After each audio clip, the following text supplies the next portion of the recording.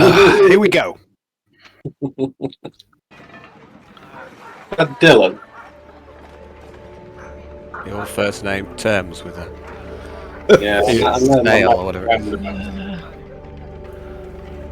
is. Which D&D game is it? Dickheads That one. Yep. Can anyone hear music? Yes. No. It's reassuring to know that the person playing the music can never fucking hear it anymore. That's great. All right. Is Leanne even in the game? Or? She's just loading in now. Okay.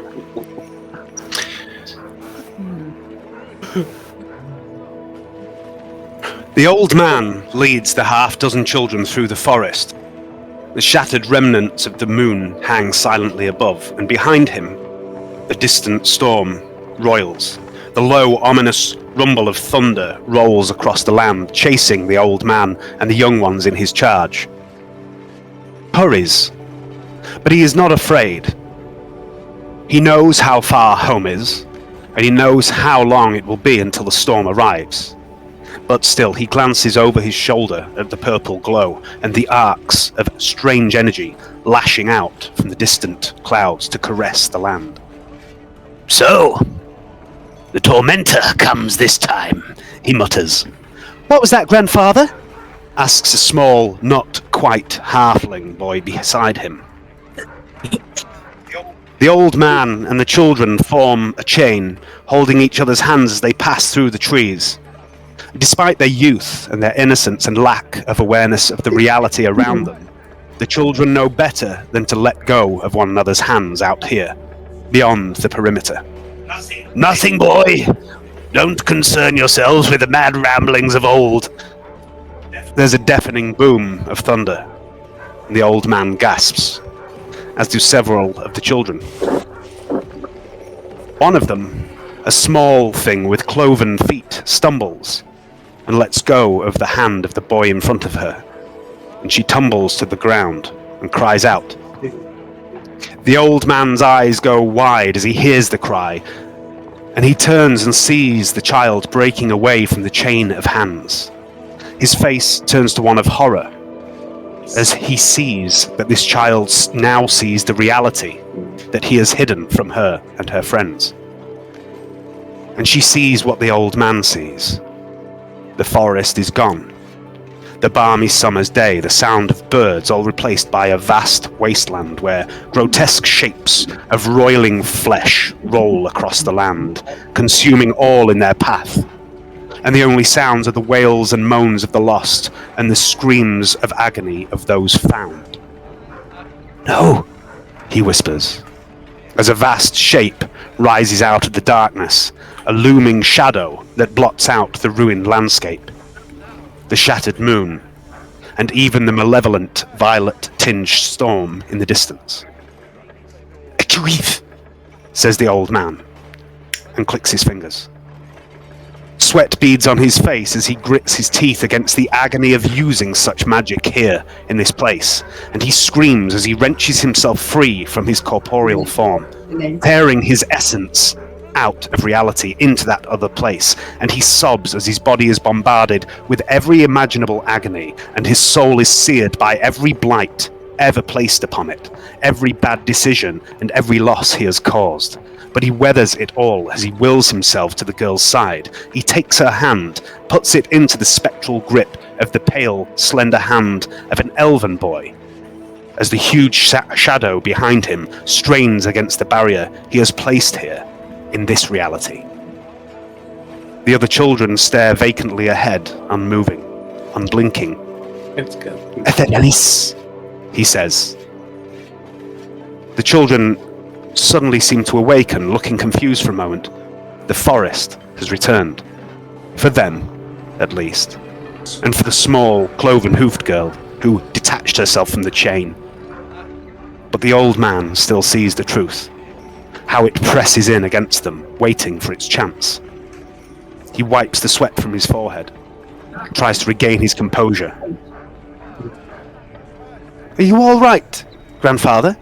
Asks a young tabaxi girl, her face covered in fur. Her tail twitches anxiously behind her. The old man looks to each of the children, and to the one at the end of the chain, the one who fell, the one with cloven feet. She seems confused. She has seen something. Something she will never forget. "I'm fine," he says. "Are you, all of you, are you fine?" A chorus of yeses from the 6 children, but the 7th, the cloven-hoofed, red-haired one, takes a few more moments to respond. "Yes," she says. She seems unsure. "Remember," he says to her, "don't ever let go, Moxie." She nods. Oh, "What happened next, grandfather?" she asks. Relief spreads across the old man's face. She's already forgotten what she sees. And he glances behind them, over the shoulders of the children, at the thing frozen there, trapped in a moment between this one and the next, in place between places. The children follow his gaze, but they do not see what he sees. If they did, they would not sleep tonight. And it's important that they sleep. For when they sleep, they dream. And when they dream, healing takes place. The old man takes the hands of the children once more and begins to hurry them through the wasteland that only he sees. To the children, the warm sun of the balmy summer's day shines in thin shafts through the leafy canopy, and the birds sing, and the air is thick with pollen. But he sees what it truly is. Dead, and cold, and decaying. And he sees the shadows trapped forever in time, pushing against the reality he has created here to keep these children safe. He tries to make his passage, although speedy, seem casual. But one of the children, a young lad with green skin and furry feet, senses something is amiss with his grandfather and watches him with concern. He looks afraid, thinks the boy. And if he is afraid, we should all be afraid. Well, goes on the old man, as I was saying, Darwin, Ducal, Moxie, Tabitha, Uther, and Valdrin found themselves fighting another sinister shadowy creature. Made all the lights go out, swallowed them up. But heroes aren't afraid of the dark. Why is that, children? The children answer in unison, "Because heroes are stupid, grandfather." Exactly! Yes, yes. What do you do when you encounter strange magical darkness that has no place being where it is, children? The children again answer as one. "Run the fuck away, grandfather!" Yes! Well done, well done. To be fair, the heroes of this tale were new to all this, and the darkness wasn't as bad then as it would be later. And a good thing too, because that little one they fought in the basement, the Overshadow as it was known, the one that almost killed Ducal, imagine if it had been at full strength. No. See, there was still enough good. Enough light in Neverwinter at that point that the shadows couldn't really get through, couldn't get a firm grip on the world. Not at that time, no. So what changed, Grandpa? Asks a small, half-orc boy. Well, that's the real story I'm trying to tell you, you see. All this that I've already told you, it's all important. It'll all make sense one day, I promise. The business with the goblins in the Feywild, the kidnapping of the mushrooms, the smugglers of the beetles, and the shadow that chased the Fey folk, and Master Shagul, the royal wedding, the growing trend of carrying personal organizers, Wu getting kidnapped. It was all connected. It was all leading somewhere. Wu was kidnapped? Asked the green-skinned lad with hairy feet. Yes. You remember how he vanished? Well, halfway through the fight against the shadow, he turned up again, in just his pants! He'd taken off his clothes because they were all wet after he fell in the lake. See, when he came to, he found himself in this strange place with these strange people. They spoke in a tongue Wu didn't understand and yet somehow did. One of them pulled something out of his head. Pop! Little creature, straight out of little Wu's bonce, like a toothy bogey or an unwholesome tadpole. Vile things they were, yes. And as they were discussing what they were going to do with Wu, the chamber he was in shook violently, like it was struck by some titanic force, and Wu fell out of a hole. Splosh! Straight in the lake. What's a lake, grandfather? Never mind that. It doesn't do to ask complicated questions about large bodies of water. Anyway, After berating the shadows, they stole some stuff from the basement of the bar and justified it to themselves as payment for services rendered. Darwin stole a load of cheese. Tabitha stole a set of armor bearing the colours of the Neverwinter Guard. She justified that as borrowing, but it was clearly blatant theft. Valdron took the barman for every penny he had as payment, and the poor dwarf was mumbling about setting up payment plans as per standard guild policy, but that's all by the by. He wasn't to know, they were unaffiliated. And they left the tavern. They went and bought Valdron some fancy arrows. Wu ordered himself a new staff, and they headed to Ducal's home, passing on the way the alchemy store, where Wu's savior had invited the Hoblin and his friends. Wu's savior, grandfather? Asks one of the children. Oh yes, did I not mention him? Pulled Wu out of the lake after he fell. Druid, nice fellow, big heart, did a lot for the children of the city, looked after the ones no one cared about. He took one of them in, a young elf girl, orphan, an urchin found living in the ruins of the city years earlier, before Lord Neverember returned. I could tell you some stories about her, but she'd probably kill me. Anyway, never you mind all that. This Druid fellow invited Wu and his friends to come visit his shop sometime, spend some coin. That was the best way you could thank him, he said, for saving Wu's life. It all goes to a good cause, he said. And he was right. It did. It really did. Anyway, they all went to Ducal's home, where they met his mum and his dad, Dar and Uthuk. Sorry, Diother and Uthuk. In hindsight, it's all quite amusing, the names. Maybe the gods do have a sense of humour. What's a god, grandfather? Oh, nasty creatures, selfish, cowardly. They used to watch over our world, but then they all ran off and hid when things got difficult. We learned a lot from the orcs after that.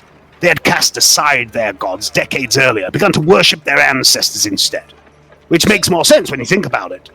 You can learn a lot from the people that came before you if you try, but not so much from a bunch of haughty, aloof bastards that only ever help others when it suits them, and demand you grovel about on your knees and beg them for help before they'll lift a finger.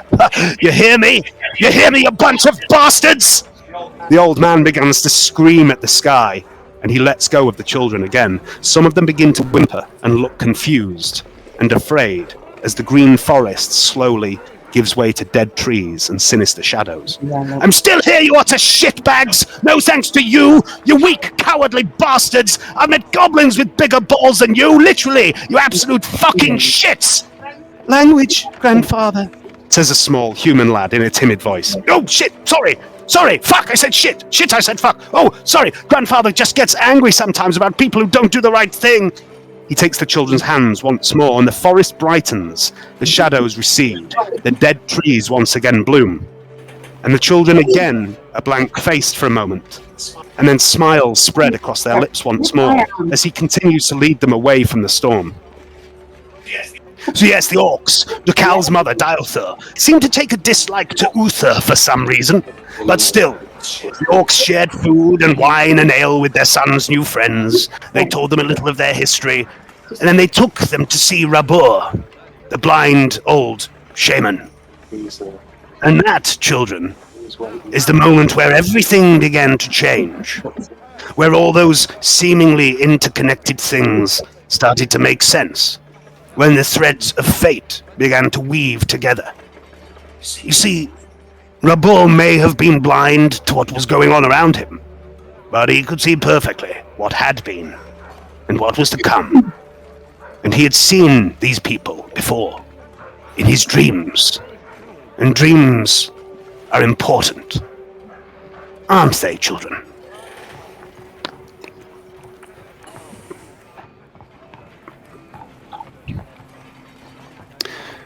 The wizened old orc sits by a fire beneath a long dead tree, a faint smile on his lips, as his pale, sightless eyes seem to be distracted by something off to the west. And above him, in the branches of the tree, 8 crows watch your approach. Evening, Ducal, says the old orc. And evening to your friends, too. Diother, Ducal's mother, says, it's about 3 o'clock, old one, not evening. Is it? Oh, timey. Strange. Thank you, Diother, but I would like to speak to your son and his friends in private, if that is all the same to you. Diother, Dukal's mother, looks wary for a moment. She glances to Moxie and Wu and Tabitha. Concern writ upon her face, but she grunts and heads off back towards the chieftain's tent. Please, says Rhabur, have a seat. There is ale, if you want. And he points to an empty space to his left where there is a barrel and 7 empty mugs.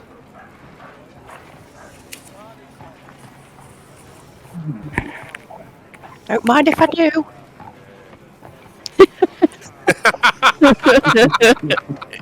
Okay. Oh. Right.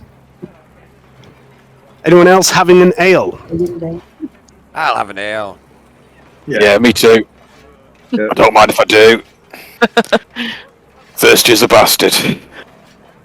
Cal, Moxie. Because What what about could possibly Wu? go wrong? What about Wu, Tabitha, and Darwin? Nothing ever goes wrong. I don't think. Oh yeah, I'll sample the Orcish ale. Oh, Wu's not having one. Was that Hayden? Wouldn't think. Okay. There is a fire. Either way, there's like what you see is basically under this tree. There is a barrel. Rhabur's sitting on a log, an upturned log. There's a fire in front of him, and there are 7 upturned logs around this fire. It seems that he was prepared for you. So if you wanted to brew yourself some tea, Wu, you could probably use this fire. Okay, I will get brewing my super tea. Okay. What about Tabitha? Are you having an ale? I would rather have some milk.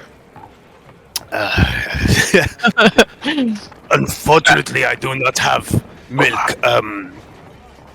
Just one moment. And he turns his head and looks up into the tree. And after a few moments, one of the crows flies off.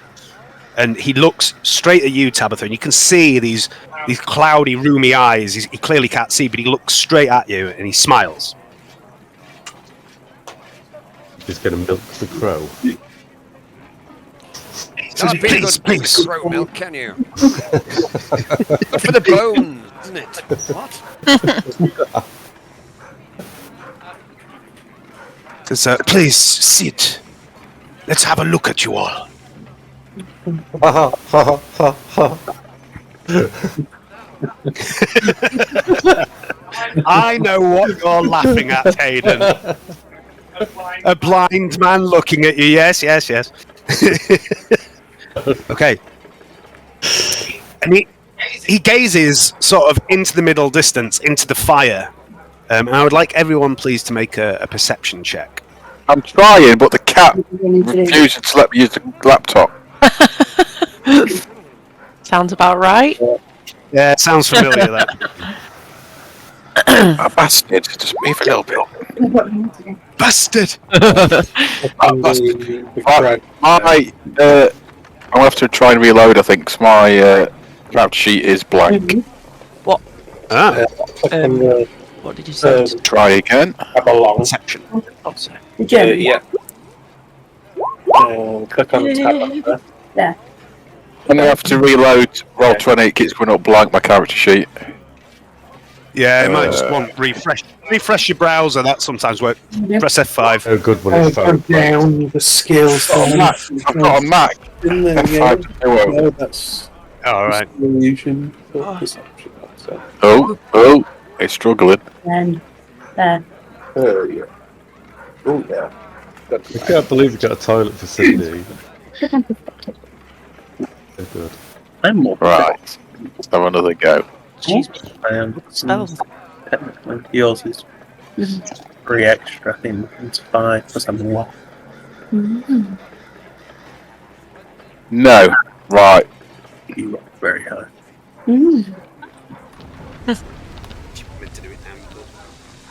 Can you just roll for me, Dave? It's just blank. Sure. I will exit my browser completely and rejoin. Yep. All right. Hopefully that will work. Just one moment while I spend And I'm a waiting. moment shutting this down.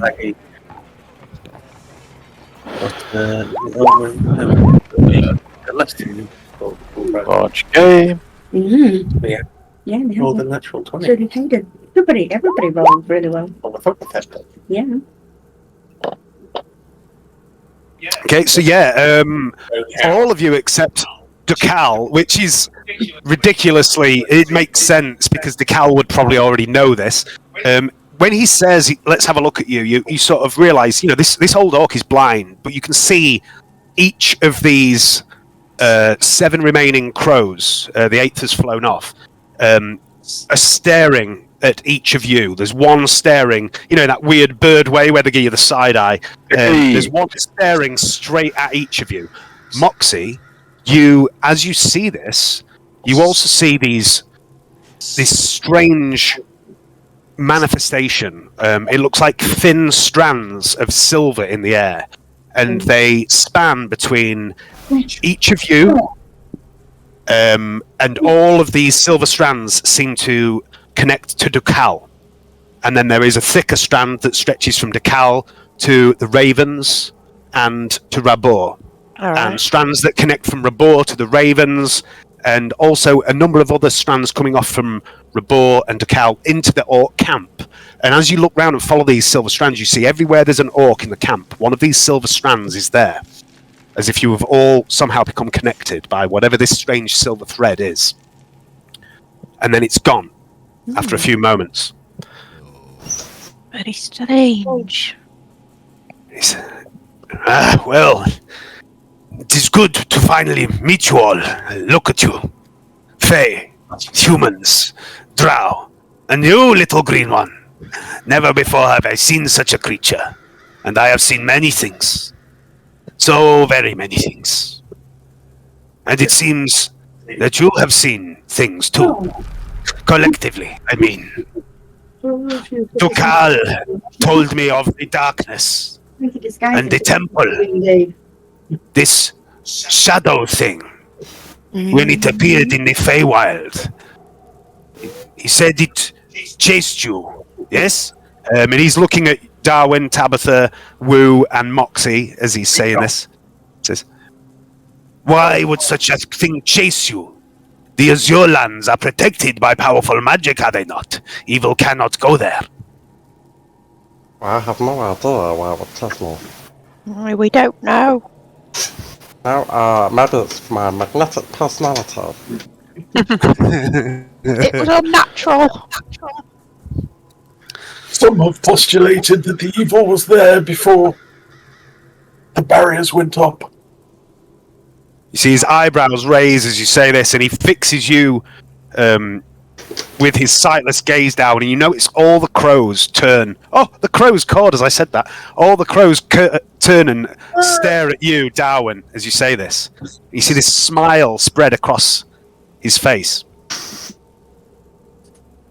Matildar thinks the darkness might be just that. Darkness. Perhaps it was there before, or perhaps it is just darkness. Not evil, nor good. Simply darkness.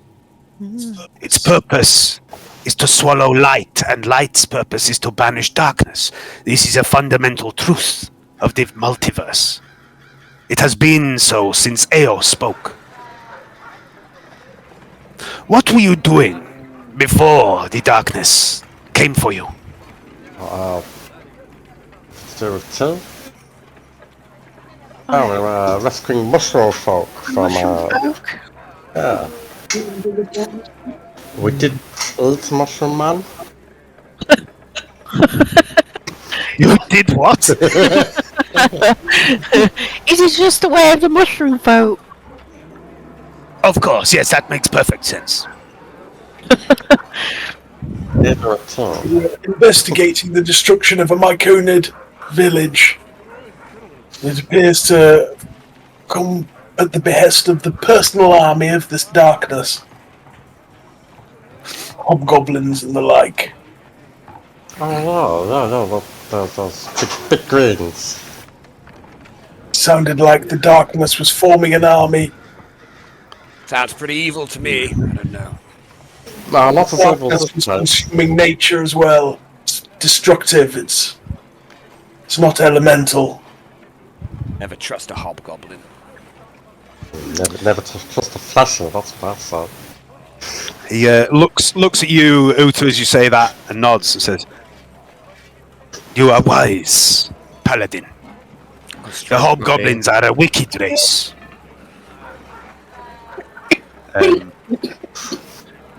He leans in a bit conspiratorially and says, "There have been..." Oh. And then he stops. The 8th crow returns to the tree, and Diathur, Dukal's mother, returns with a cup of milk, which she hands to Tabitha. Yeah. I don't suppose I got some stuff. Thank you. That's it. Somewhat, Hayden, sorry. Some spare milk for tea. Tabitha can share the milk if she wants. Don't matter. Or are you asking Diathur? Oh no, it's alright. I'm just gonna carry on sipping my mushroom tea while you all get pissed. Okay. Oh, mushroom tea. Oh, sounds like a good plan. You just get wider as I drink it. Got my special mushrooms. You have, and didn't you buy some tea brewing gear yourself as well? Did. Yeah. I mean, while this conversation's going on, you can brew some tea. Woo has brewed some tea. If you wanted to use the fire to brew some tea, you can. I'm gonna offer some to the shaman. Yeah, he takes some. He drains his mug, his beer mug, and hands it to you. I'll give him a nice serving for the rest of my teapot full of tea and serve it back. Tell him thank you for his generosity. Oh, thank you for your generosity. Oh. He inclines his head towards you. He doesn't really acknowledge that in any way, other than just nodding his head at you. Hey. And he says, "Two possibilities exist. One, as the turtle says, the darkness was always there, waiting. If that is the case, why then? Why there? Why you? The other possibility is the darkness got in. If the darkness is evil, it could not have got in. If it is not evil, it could. But again, why? Why then? And why you?"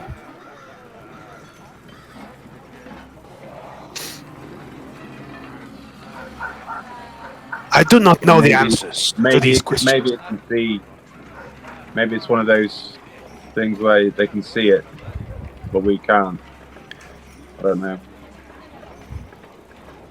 Like yourself, you can see things that and you shouldn't be able to.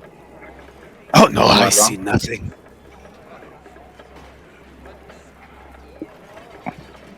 Those crows He do that, smiles. don't The crows see everything. They watch over my people, as they have since they came here. The crows! Every time they get mentioned, they crow in my ear. That's really weird. Right, and maybe I'm hallucinating. Who knows? Were you making some of your tea, Moxie? I might make some of my special mushroom tea. Okay. Okay, so Hayden, Will's just making the normal mushroom tea, yeah? The normal tea, sorry. The special tea that you were taught by Master Shegul. Yes, exquisite special tea. Right. I'm assuming that this has gone on while you've been chatting for a bit. So both Woo and Moxie, I'd like you to make a nature or a. Let me just check your character sheets actually, because roll. Yeah. I don't think you've got anything that would particularly apply to this, but let's check. Yeah, just a nature or survival check for both of you. You're doing the special mushroom tea, yeah? Yeah. Survival. And you're doing the monk's tea from the mountain, aren't you, Hayden? Yeah, monk super tea. Okay. Johnny, while they're doing these rolls, I don't know if I showed you this last time, but in your little folder for where your character sheet is, you'll see now a new addition. I'm just going to pop up on the screen so everyone can see. Yeah. Star metal arrows. You bought these last game. These arrows, they don't really add anything because they would count as a magical weapon if you had a normal longbow. But because you have a magical longbow, they don't enhance that bow in any way. But what they do is you can retrieve them, and they have a higher chance of being retrievable than normal arrow. And even if they break, which arrows can when you retrieve them, the head of the arrow is still intact because they're unbreakable. And so you can have new arrows made from these, which is cheaper and faster than forging new arrowheads. Cool. And they cannot be broken by anything, magic or otherwise, which might not seem like much, but it can be. Basically, when you fire an arrow, you can tell me if you're using normal arrows or silver arrows or star metal arrows or whatever you've got. And I'll keep a track of what you fire, and at the end of combat, we roll to see what you recover. And there's quite a good chance that arrows will break, when you're pulling them out of corpses and stuff, at which point they're fucked. But the star metal ones have a lower chance of breaking, and even if they do break, you can retrieve the arrowheads and reforge them into something else by someone qualified to do so, or have new arrows made out of them. Or learn to do it himself.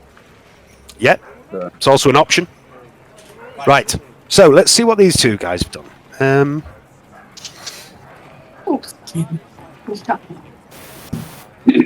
All right, you both successfully brew your tea. It's quite tasty. You've had mushroom tea before, but not quite like this. These mushrooms taste very different because they're from a different realm, a different plane of reality, basically. They're from the material world, but it's still nice. It's ever so slightly bitter, more bitter than you're used to, but it's still pleasant. Woo, you absolutely nail the ancient art that Master Shigul taught you of making the special tea. It's very, very tasty. And as you drink it, you feel calm and centered. You feel embodiment of Zen right now. Okay, I'm going to sit cross-legged in monk fashion. And I'm going to give you inspiration. Inspiration. Okay, so inspiration is basically you can have advantage on any roll that you make. At any point, it carries over from one session to another. If you look on your character sheet, at the top, sort of above your proficiency bonus, above where your saving throws are, you'll see a little box that says inspiration. I'll click it with a dragon. Yeah, so put that on. That's a marker to show you've got inspiration. You can use that to basically give yourself advantage at any point on any roll that you make. Note to self, make tea more often. There's many ways of getting inspiration. That's just one.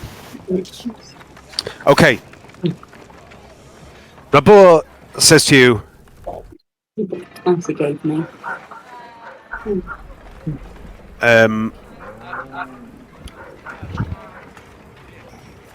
Wait a sec. I need to tell you all a story. I believe it is important to what happened to you in the Feywild and in this temple that Dokal speaks of. It is a story of my people from long ago, 600 years or more. There was once a war chief. His name was Urus Ukript, and he was, for want of a better term, the first Orc king. He united the Many Arrows tribes, a feat never before accomplished. And Urus Ukript had a mate, a shaman of the tribe, a powerful seer. Her name was Matildar. Matildar saw in her visions many things that had been, and things that might be, and would be. In one of these visions, she saw the coming of the spell plague, the death of the goddess Mistra, the weaver. Her death would cause much loss and destruction, and in the wake of it, magic would be gone for a time. And when it returned, the first to harness it would have a great advantage over those who had yet to relearn those arts. And Matildar also saw that the spell plague would not just cut our world off from the weave, but also from the realm of gods. And she had no love for gods. The gods of the orcs were dark, malevolent, violent things that reveled in bloodshed and war. And she saw a chance that in that time after the spell plague, before the gods and magic returned, change could come to our people. Untethered from the yoke of Grumsh and the other orc gods, we could become something else. All we needed was a catalyst. Matildar knew she would not live long enough to become such a thing. The spell plague was centuries away, but she believed if she could find a way to live to that time, to survive long enough, she could be that catalyst, or be a guide for such a person. Matildar was not just a shaman, she was also a skilled smith, and she forged an axe. And she performed a ritual using ancient blood magic. She took the lives of her 7 sisters, and her own life too.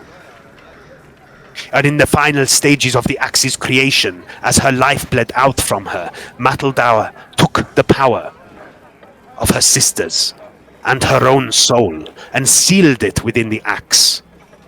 An axe made of star metal, incredibly rare. And the story of the axe is long and complicated. It was lost for decades. And it changed hands so many times. And each time it changed hands, Matildar called out to the one who wielded the weapon. For centuries none heard her. And then the spell plague came, as she had predicted. Severed from the gods, our people, our kingdom, it fractured. The orcs were no longer united. The kingdom of Many Arrows was no longer a kingdom. And my people scattered far and wide, rudderless. Some of them found a new faith. A faith in ancestors, rather than the fickle whims of cruel gods.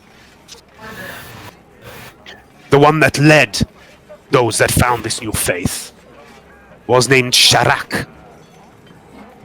And he carried a weapon.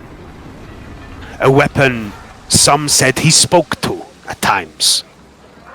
An axe. And he called it Matildar. No one knows where he found the weapon. It had been lost for centuries. And it was said that Sharak was most handsome. Few women could resist his charms. And it is claimed he sired many children across the lands. And he was not close-minded in his choice of mate. Human, elf, dwarf, none could resist his charms. He died not long after the spell plague, and again the axe was lost. And then when the mountain vented its rage 70 years ago, all the carnage and death and violence and confusion here in this city, a young half-blood orc, fleeing from the plague change, came across the body of a fallen warrior. And by the dead man's side was an axe. and the boy picked up the axe. And for many years the boy and the axe traveled together and fought together. And they helped to free this city. And they saved villages and towns from bandits and ne'er-do-wells. And they, along with others, were instrumental in the bringing down of the cult of the dragon. His name was Lon. And he points to a statue. And this is a statue you all saw when you entered this camp. And Dukal, it's a statue you're familiar with, and you're aware of the legend of Lon, the half-blood orc who was accepted into this tribe, although he never lived amongst the orcs here. You were very young when he was last here, but he basically was accepted here because he was considered a hero of the lands. He was very quiet, but he was prone to outbursts of incredible rage and violence. And when he was enraged and violent, few could stop him. And it was said that he gave his life to save this city. The axe he carried, he spoke to it. He called it Matildar, as Sharak had. It was the axe that my ancestor bled her soul into. Lon once told me she shared dreams with him at night. And sometimes the next day, those dreams would come true. And he claimed he could use his knowledge of those dreams to shape what was to come. He died a hero. He played his part in a very long story. Matildar believed that Lon, like myself, was her distant kin. Diluted, yes, with his half-blood, but kin nonetheless. She called him Catalyst. And he looks at you, Dukal. And you remember a few days ago when you set off to join the last hunt and your brother set off to join the Neverwinter Guard, and you remember your mother, Diothar, saying to your brother that he would bring about change. And she called your brother Catalyst. When Lon died, I took Matildar. And I began to hear her too. She told me only kin can hear her voice, like Lon and me. And she showed me things. Many things. Uthuk and Diothar have always trusted my counsel. And when they learned I heard the voice of Matildar, they trusted me even more. And one day, not so long ago, Matildar told me a new catalyst was ready. A bringer of change. One of her kin. The son of the chieftain and the huntress. I told Uthuk and Diothar. And the very next day, Lord Neverember invited the tribe to join the ranks of the Neverwinter Guard. And so the chief and his mate, your mother and father, Dukal, shared their son, their first son, Da. And Diothar has called him Catalyst ever since. All the crows turn to look at you, Dukal.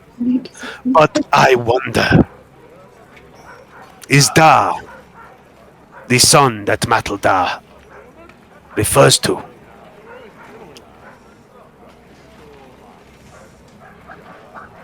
Oh. I thought I found a resemblance. The catalyst will be forged in violence. The catalyst will be the savior of many. I'd like everyone to make a perception check, please.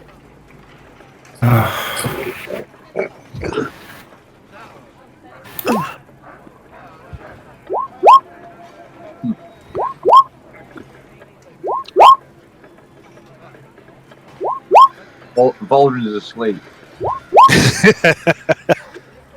Darwin. Behind Rhabur, as he speaks, you see a spectral image of a very old female orc, draped in feathers and bones and fetishes and charms made of various animal parts. And she stares at Dukal.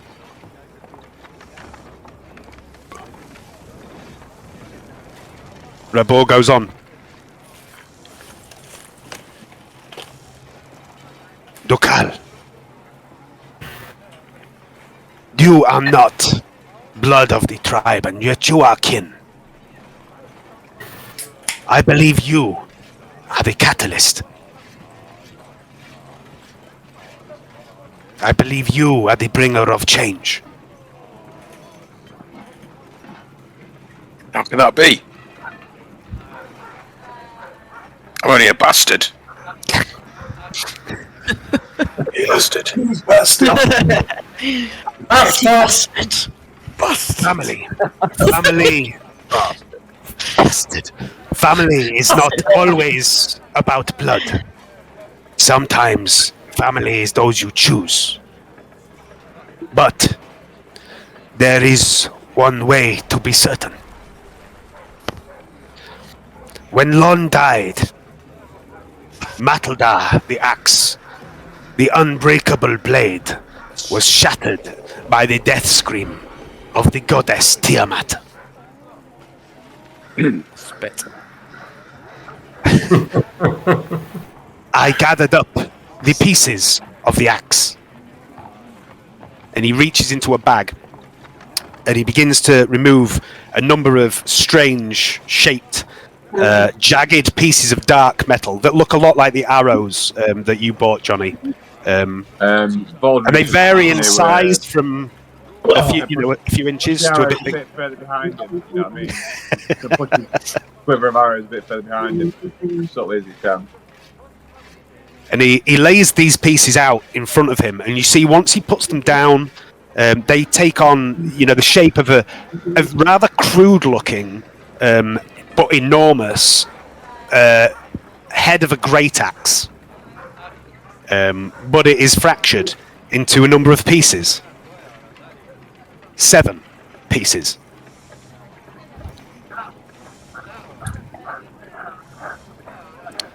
Well, weapon. Would you look at that? Says Rhabur. 7 pieces and 7 guests I have before me. He stands and begins to walk away from the fire, and the crows caw, take flight, and walk after him.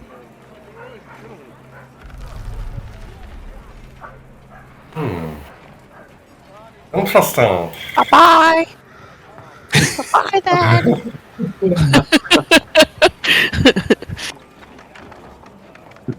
Has just wandered off. Not one for good bears. No, forgot where's her. Senile old Coots just wandered off. Yeah, he's like, he's distracted. Yeah. There's a drink from you, Moxie. I think. What, sorry? I think he meant just to have these. How much tea did he drink from you? Did you put something in the tea, like mushrooms or something? Yes. I got confused. Okay.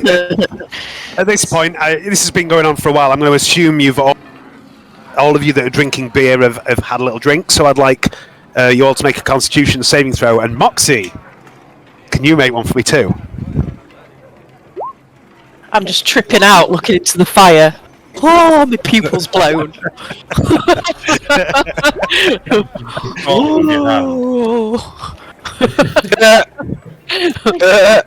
Breathing! Dukal. He's come home to get pets. Right, wait. I think I've just died. Leanne, Jesus Christ, hardcore. Yes. Leanne knows the shroom tea. Oh, yes. I am down on strength still though, so You are, yeah. So you are. And Cannibal. And Uther as well. So Uther and Dukal, you are currently both a little pissed.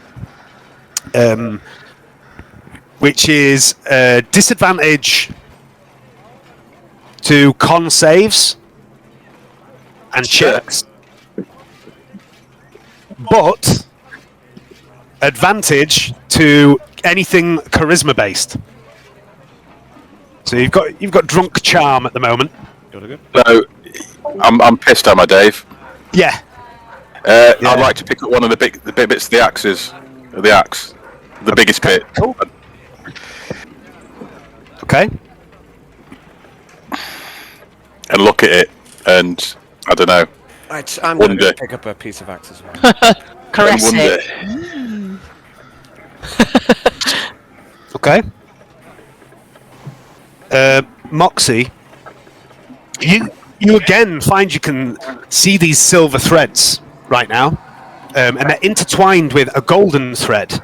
I'd like you to make an Arcana check at advantage, please. All Arcana checks for the rest of the time that you're imbuing this mushroom tea will be at advantage. I'm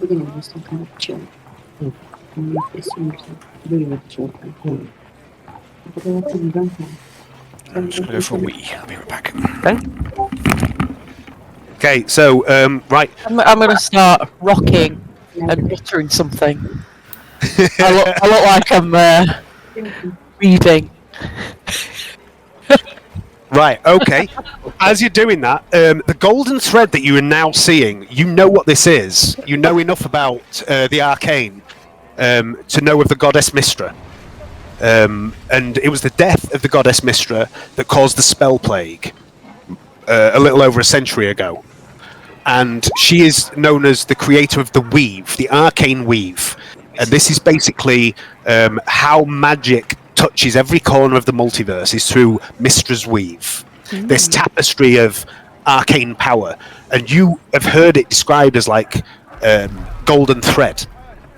And you're starting to see this now. You're starting to see it in your own hands. You can see it in Voldrum's bow.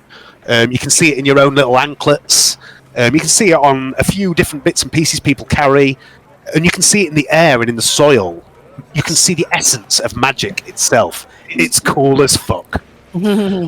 Sorry, Johnny, what were you saying? Dave, I was going to say, if she had a magic stolen and it was about the weaves, did somebody snatch her weave?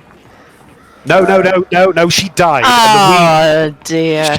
She died and the weave fell to pieces, Johnny. The weave fell to pieces, Johnny. It collapsed when she died. Somebody snatched it.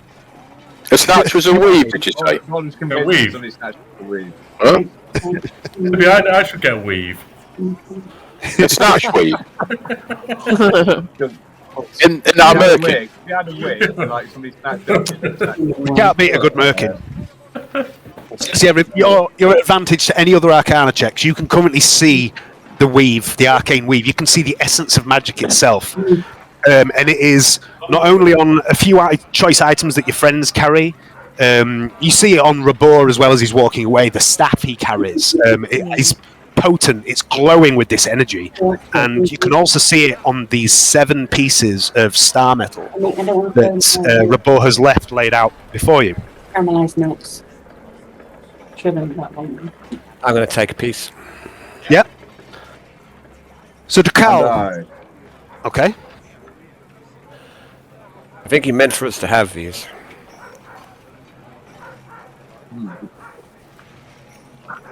But I don't know. I can't ask him because he just wandered off.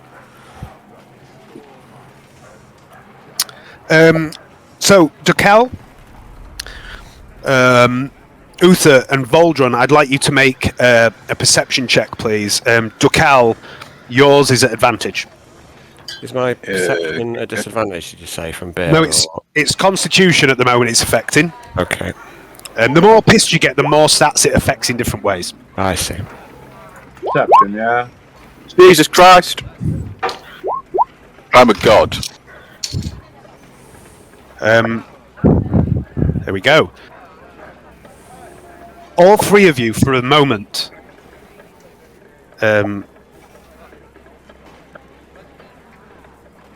just so many crits coming out tonight. It's fucking my notes up. All three of you hear a voice, but it's not a voice. It's more like concept and emotion. It's not. It doesn't enter your brain through your ears. It doesn't speak in words, but you understand its intent. And it says the equivalent of 2 words to you. It says, "Look, see." And for a moment, all three of you see a view from beyond the walls of Neverwinter, and you can see the city. All three of you would be familiar enough with the city from inside and out to recognize it as Neverwinter.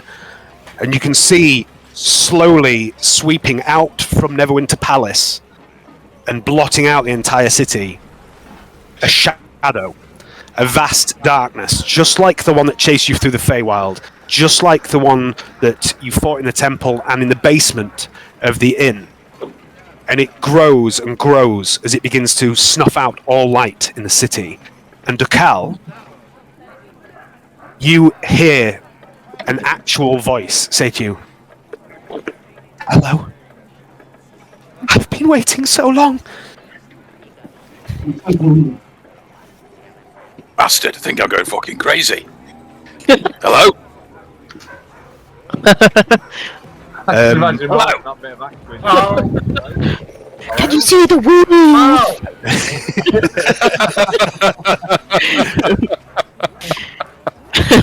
You talking to me? It's talking in here. Oh, it's talking in the air. Oh, voicemail. Okay. What would you like to do, everyone? Let's run some orc. No. You doing it? Yeah. Okay, so Moxie, while off at its on mushrooms, has begun to cast a spell during all this. So Voldron, Uther, Dokal have picked up a piece of the star metal. Woo, what are you up to during all this? I'm having a short rest. Short rest? Sure. So you can spend some hit dice if you want to regenerate hit points or anything like that if you need to. Do I just click my hit dice on D8? Yeah, so you can basically roll as many hit dice as you... yeah, if you click hit dice on your character sheet, there you go. And if all my wounds back then. Okay, cool. I must... And that'd be my insist. key points. I must insist... You what, sorry? On your key points, yeah. I must insist, Hayden, that you call them hit points and not wounds. You know, let's get the terminology right. We're not playing Dark Heresy right now. Okay? Okay? Let's just clarify that. Hit points? Hit points! The number of times you've got mixed up between the two systems, Dave. I know, that's why I'm taking the piss. Let's roll an awareness check. After that, I'd do a tech use. Yeah, I'll do a tech use to check for traps. So, Arthur and Darwin, what are you two doing during all this? I'm going to say to the others who, I think... Well, I can put them The there. shaman wants you to take a piece each. I'm going to say, I don't know who hasn't taken one yet. I think... I don't want any of that shit. I know it. I've got a feeling it's important. What do you mean you don't want any of that shit? It's a piece of a ancient axe. I don't trust my ancient axe. I'm not listening at the minute, I'm busy. With the souls. You take that person. I'll Dokal take it. I don't want nothing to do with this headed thing. I use my fists. They've already done that with theirs. Okay, so you're not taking a piece, Woo? I'll say someone else take a piece. I don't want to touch it. It's cursed. Okay. People is superstitious. So... No, wait a second. You said you want me to take a bit. I'm going to trust him. Sorry, I forgot about my character. I'm very trusting. I will pick a piece up and take it. Have faith in me, Woo. I wouldn't lie to you. I think Give me a perception check, please. Woo. Okay. What's the worst that could happen? It could be All right. best item. It's you don't feel anything strange from it. It's a piece about the size of a saucer. The piece you've picked up. It's quite dark. It's quite dark metal. It's not particularly shiny. It's quite dull, and it feels surprisingly light in your hand. And you try sort of like scratching at it, and you can feel how strong and tough it is. There's no corrosion on it. You can't imagine the force it must have taken to shatter this blade. But you don't notice anything else. Use a plate to eat food off. Okay. When the time comes. Tabitha and Darwin, what are you doing during all this? So Dukal, Uther, Voldrun have all taken a piece. Moxie's casting a spell right now. Woo's having a short rest. He's taken a piece of the axe. What are you two doing? I'll take some axe, please. Okay. Give me a perception check.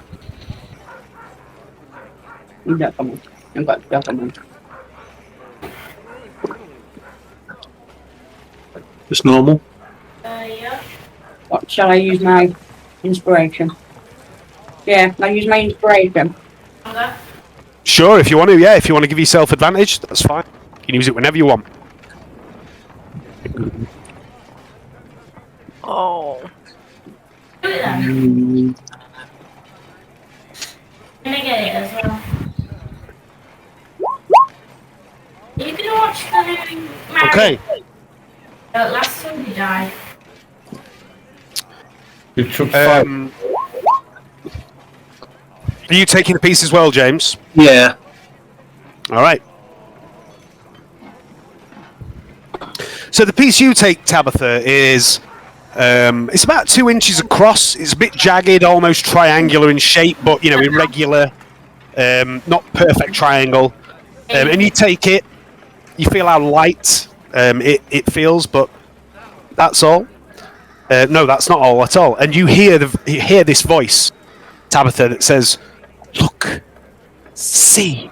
And you, like the others, see this vast shadow spilling out of Castle Neverwinter, encompassing the city. Darwin, you pick up a piece, which is almost oval-shaped, about 3 inches long by about 1.5 inches. And you don't feel anything about it other than it's a light, very strong, obvious piece of metal. And all the time you're all examining these bits of metal and you've been talking to Rhabur, Moxie has been casting a spell while high on mushrooms. Best time. That's what Moxie was thinking. Okay, so here we go. Moxie.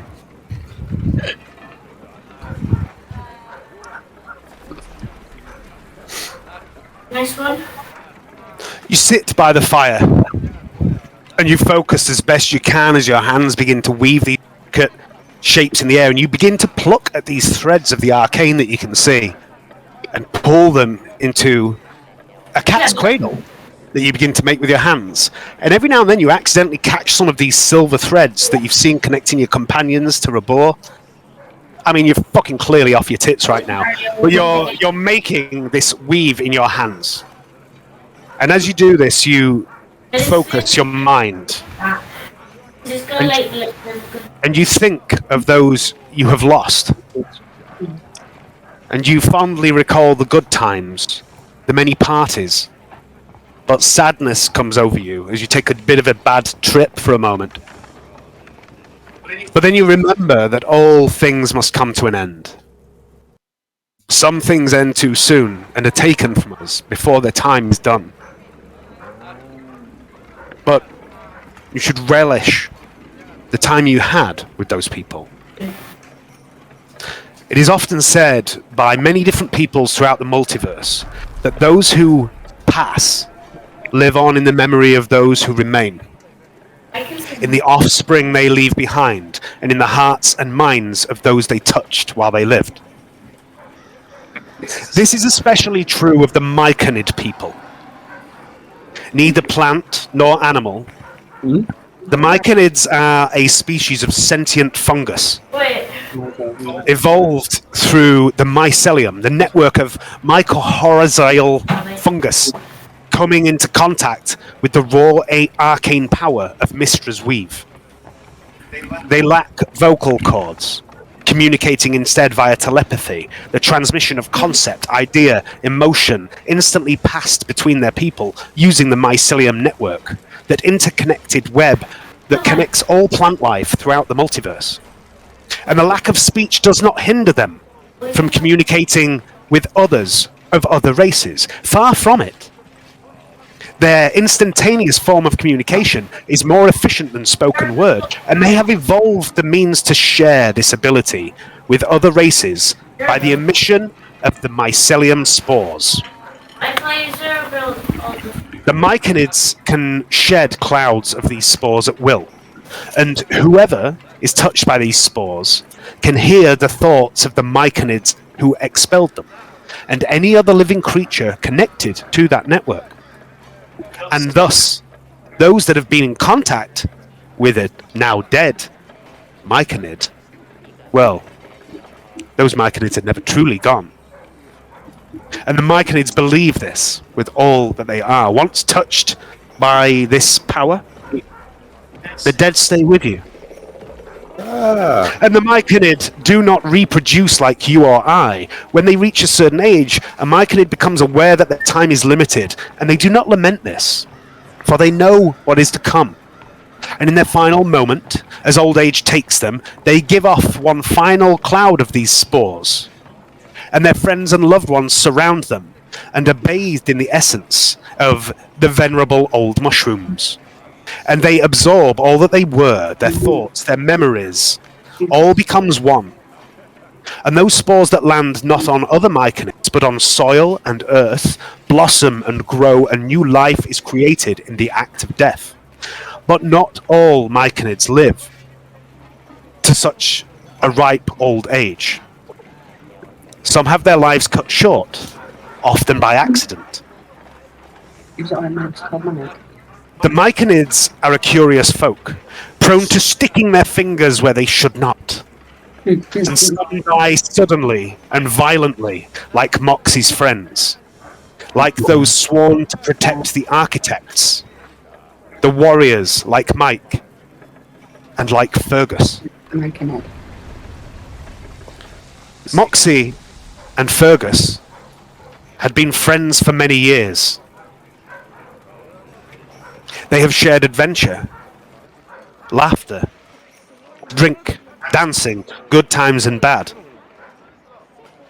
Moxie has become a part of the mycelium network so many, many times, and it's strange and sad to think that she will never again hear the thoughts of dear, sweet little Fergus. His musings on strawberries. His wondering if unicorns ever get their horns stuck in things. His love of watching squirrels fucking in the trees. We were watching some of that today. His belief that Moxie is a gift from the mushroom god, sent to protect the Myconid people. It should be noted, however, that Fergus is considered something of a simpleton by many of his kind. They love him still, or loved him, but there is no mushroom god. The Myconid have a tradition. When one of them dies, when that last cloud of spores does not get released because they died too soon, their essence does not become merged with the wildlife around them.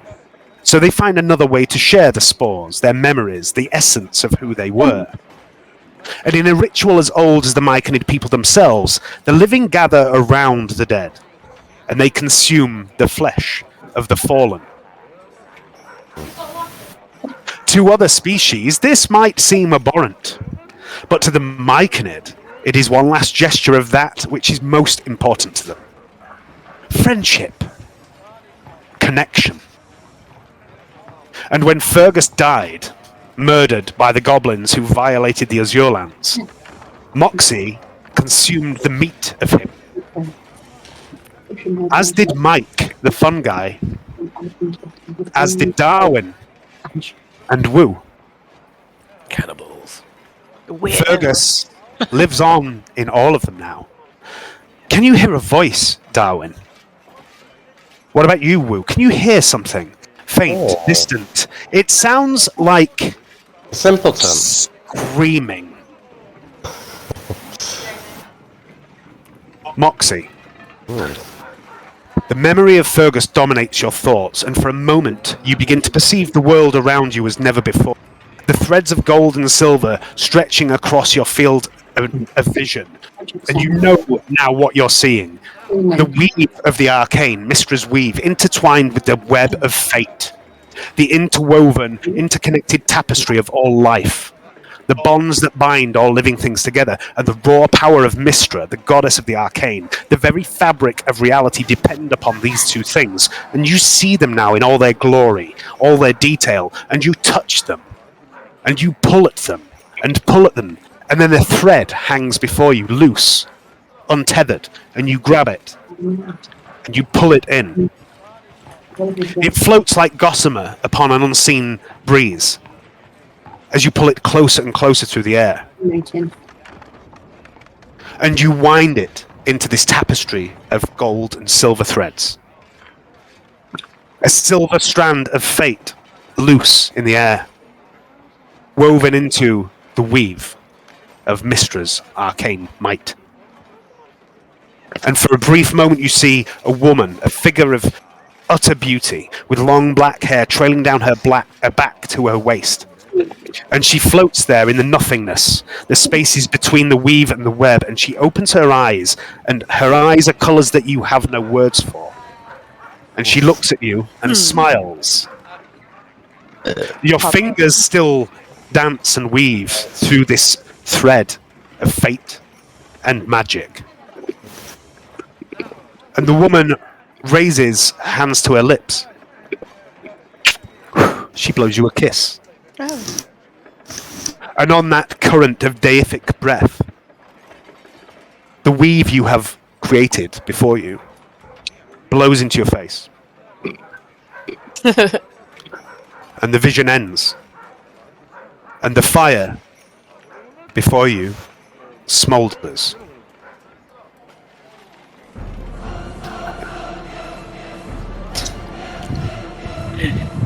So dramatic. You hear a voice. It sounds like screaming, and it grows louder and louder, and a figure begins to form in the flames, tiny at first, and it grows and grows rapidly, taking shape as it swells to its full height. It wields in one hand a blade, and it screams in rage and fury, and you can feel its hatred for those who it needs, craves its vengeance upon.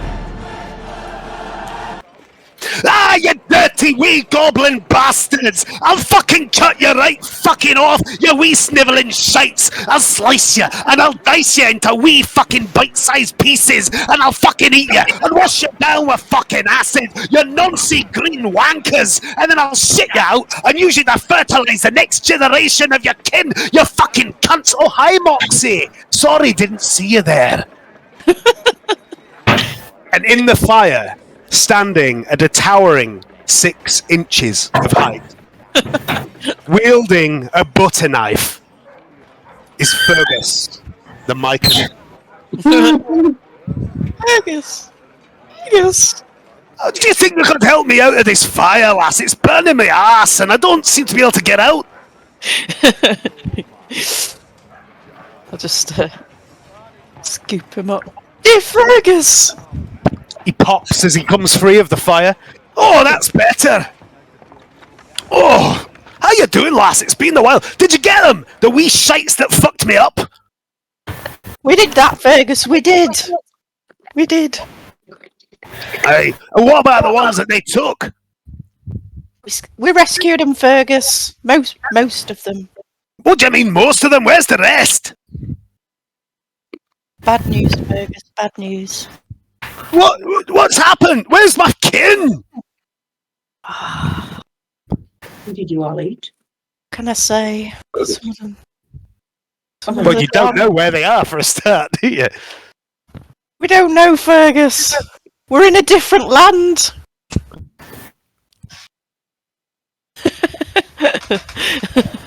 Oh, fuck me sideways! This isn't the Feywild! The rest of you, meanwhile, what you see is this incredibly cute little mushroom man. I think I've got a picture of him somewhere. Where did I put him? Oh no, that's something wrong. Do me and Brownie understand what he's saying? Nope, not yet. Yeah, then. Just give me a moment. Oh, here he is. This is what the rest of you see. And you don't hear it speak. And it's like, as Leanne picks it up as well, it's just grinning and its little arms are moving about. You don't hear this Norwegian. But Darwin and Will, you do hear like very distant screaming. Says, well, why are we in this strange land? Where's my kin? You're supposed to be looking after us, ain't you? There is some kin here, Fergus. There is. What, We the all ones came together. the ones that were taken by the little green bastards? Yeah, some of them. I'm confused, Moxie. Have you been on the mushroom tea? I'm afraid so, Fergus. I'm afraid so. Oh, you need to get your head right, you wee fucking shite. Oh, sorry. I'm tripping balls, Fergus. Oh, Moxie, you always did have a little taste for the. What have you got in here? You got any going? Like, I mean, it's been a while. I've been dead. I do. You got some spare. I mean, I could do with a little bit myself. Here's a little bit, Fergus. Yeah, he has a little sip. Oh, fucking hell! That's the good shit, that. Oh. It is. So you all see Moxie summon her familiar, which is a mushroom man.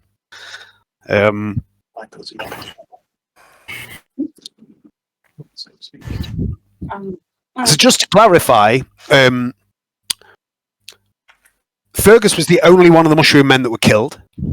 Oh, I thought some of them were killed in the cave. No, you thought they were killed, but Fergus was the only one you found the body of. When you got to the cave, you rescued Mike and a few of the others, but there was loads missing. Oh no, Mike was with us.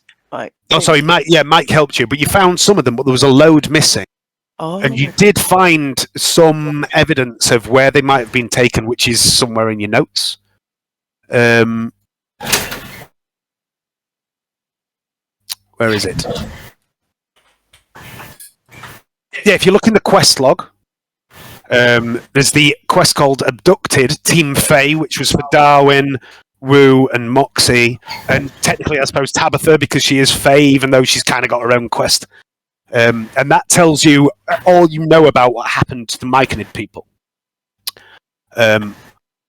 So it's back up to you guys now. I'm done with my fucking bullshit. I'm just going to start cuddling Fergus and then go, yes, this bit of... Do I recognise Fergus, Dave? You do, yeah. He tucks the knife away. You don't know where he tucks the knife away, but he looks the spitting image of the mushroom man that you consumed. If you remember back in session 1 where you found the dead mushroom man and Moxie was weeping and eating him, you and Woo both joined in. He looks just like him. Repeating on you. They do that.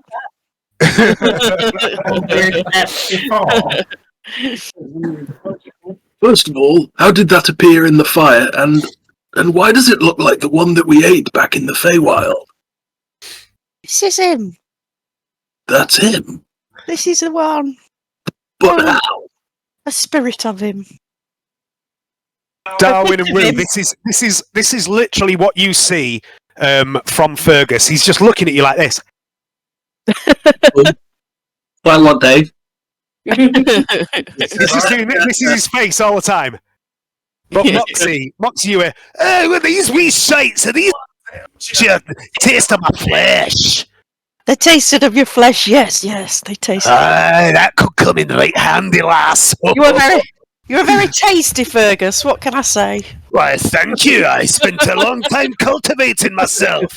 Only the finest compost. It's a fine umami flavour, Fergus. Yeah, you literally, all you see, Wu and Darwin is... Anyway, I'll pick up the shard now. I'm done with that. Okay. You're picking up a shard. Give me a perception check.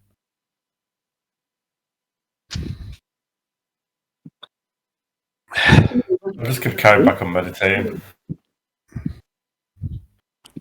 Right. Okay, so who fucking passed the perception checks? That was you three. Moxie did not. Can I try and talk to the voice in my head, Dave? I don't know. Yeah, sure you can. I'm best enough to try, Dave. So yeah. So I'm like Oswald, hello. I'm looking around. She smells real dog. Oh. Smells really doggy. Nothing happens. There's no reply. Amazing. Okay. Think I'm pissed. Fucking hell! I thought you had someone talk to me. Fucking bastard. You're pissed and I'm tripping, me friend. You're not tripping that badly because I see that mushroom guy as well. Oh no, that's real, I think. Maybe we should reunite it with his kin. Yes, that's a good plan. Would you like that, Fergus? What? Mike's here, is he? Mike's here, yeah. You, at no point did Darwin mention Mike. He just said his kin. Fergus just seems to know who Darwin means. Uh-huh.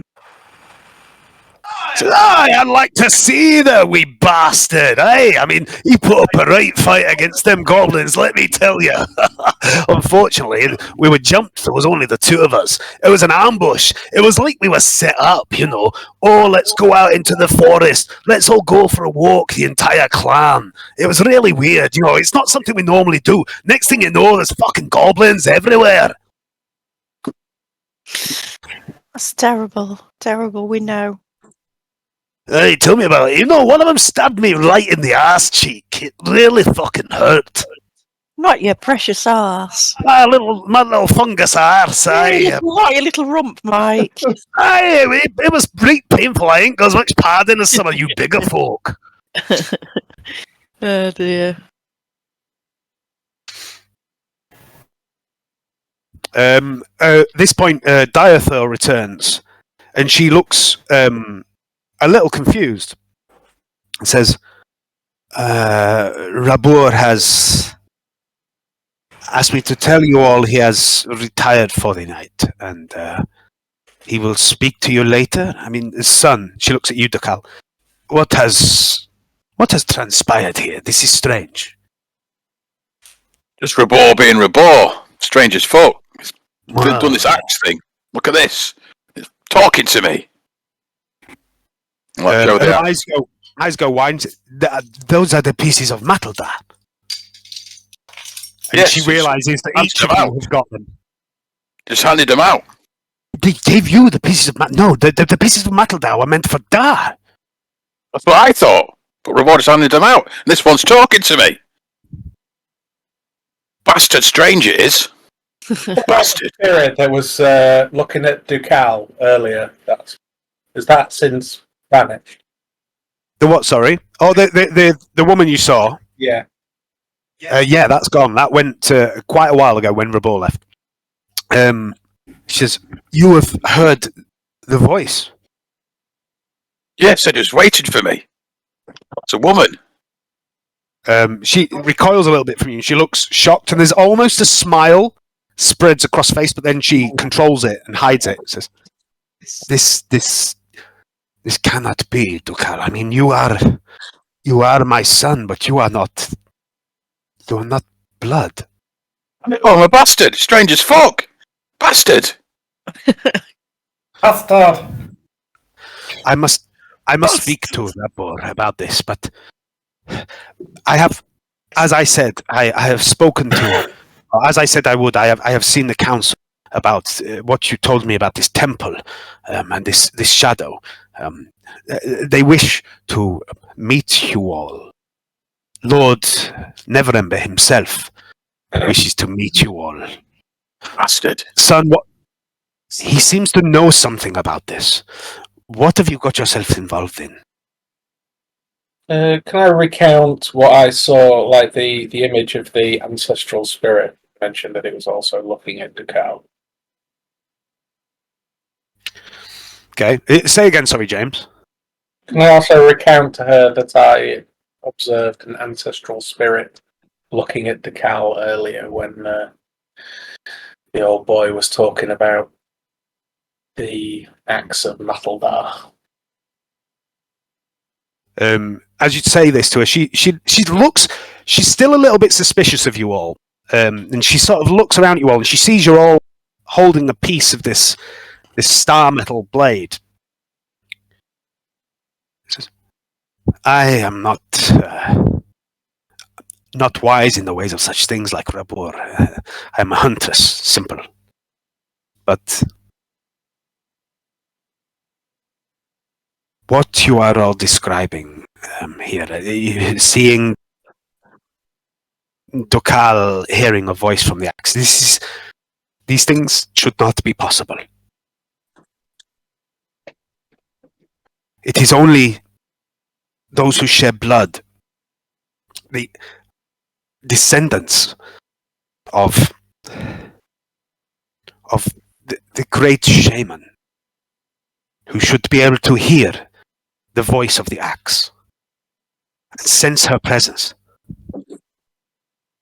But you people are not orc. How can this be?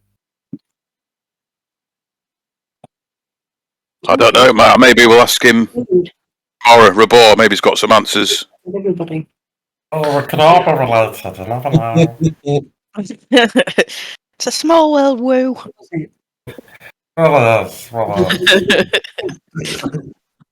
We heard tell that Orky Casanova was quite promiscuous. Sharak, yes, he sowed his seed far and wide, but still, even diluted, there would be some sense of the orc about you. And she heads up to you, Uther, and says, I mean, there is no orc in you, surely. In me, certainly not. No, I'm pure of blood. I bet you don't know, but that's where I get my strength from. She looks at you, Wu, and says, well, I suppose, I mean, with you it's a little possible, you know, it's... But I mean, and she gestures to her own arms, which are fucking huge, by the way. You know, she's built like a tank. There's something, let me see. I will speak to Matildar. I mean, I will speak to Rhabur on this. He must know more than he's letting on. But before I do that, tomorrow evening, at sundown, Lord Neverwinter and his council would like to speak with you all about this temple and this shadow you have encountered. Is it important? At what point? The Lord of the City has summoned you. Sorry? At what point do you mention? You mentioned something about the shadow spilling out of the castle. Not everybody saw that. No, only a few people saw that. That was Uther, Dekal, Voldron, Tabitha. I don't think you did, James. Okay. Did you take a piece of the axe? I did, yeah. Did you? Where's your perception? Oh, I only rolled a 10. A 10, yeah, you didn't see that, yeah. Okay. Moxie, did you do a perception check for that? Yeah, only got a 3 though. Yeah, okay. Yeah. So there's 4 of you that saw that vision of the shadow spilling out of the castle. Tripping ball, she could have seen anything, Dave. Yeah, that's true. And most of you are drunk, so... Saw a lot. Oh, I think I need to rest. I'm absolutely fucked up. Okay, she says, well, just, I mean, your friends are welcome to rest here if you or whatever, but just tomorrow evening at sundown, be at the castle, all of you. And we'll speak with the council. Maybe someone knows something about this shadow, this darkness that you've mentioned, because if they do, they're not telling me. I only know what I saw, and I told you what I saw. Hopefully someone knows what's going on. Fucking weird. Bastard. Bastard. She comes over to you, Ducal. She places a hand on your upper, and she's never been overly affectionate with you. She's always been good to you. She's always looked after you, but she's not like massively affectionate. And this is like the most touchy-feely she gets. Puts her hand on your upper arm and says, "Son," very low, so only you hear. She says, "Be careful. There is something amiss here. Something strange is happening." Yes, mother. I trust these lot though. That Uther, especially. I don't know why. Just trust him. She looks at Uther. She frowns. My lady. You are young, son. Naive. You have yet to learn that people are not always what they seem to be, and some of them may use you. Oh, what's going on about that? That's bad news. Ah! Didn't see Wu standing right there next to her. She says,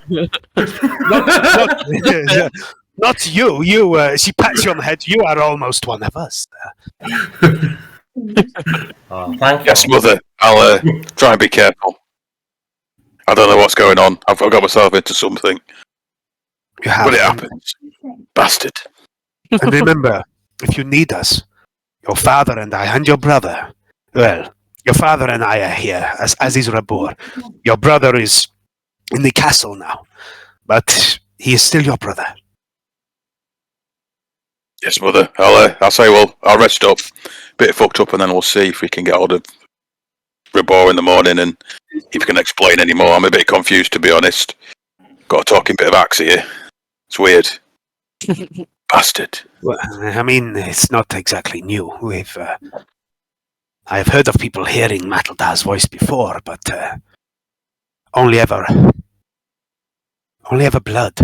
You understand, son? Confusing. Don't say much, but I'm confused. She pats you on the head. I must go. I have kills to clean and hides to prepare. But you know where we are. Yes, mother. And with that, Diatha goes off. And at that point, I'm going to put you back on the city map. And the game is once again yours. You can do what you want. You are currently all... you'll see this triangle on the map. You're currently all there, but you do all have your icons over on the left. If you want to go off and do your own thing, if you want to move together, you can do what you want. It's mid-afternoon, probably 3 or 4 o'clock at the moment. It's over to you. I'm just going to have a wee.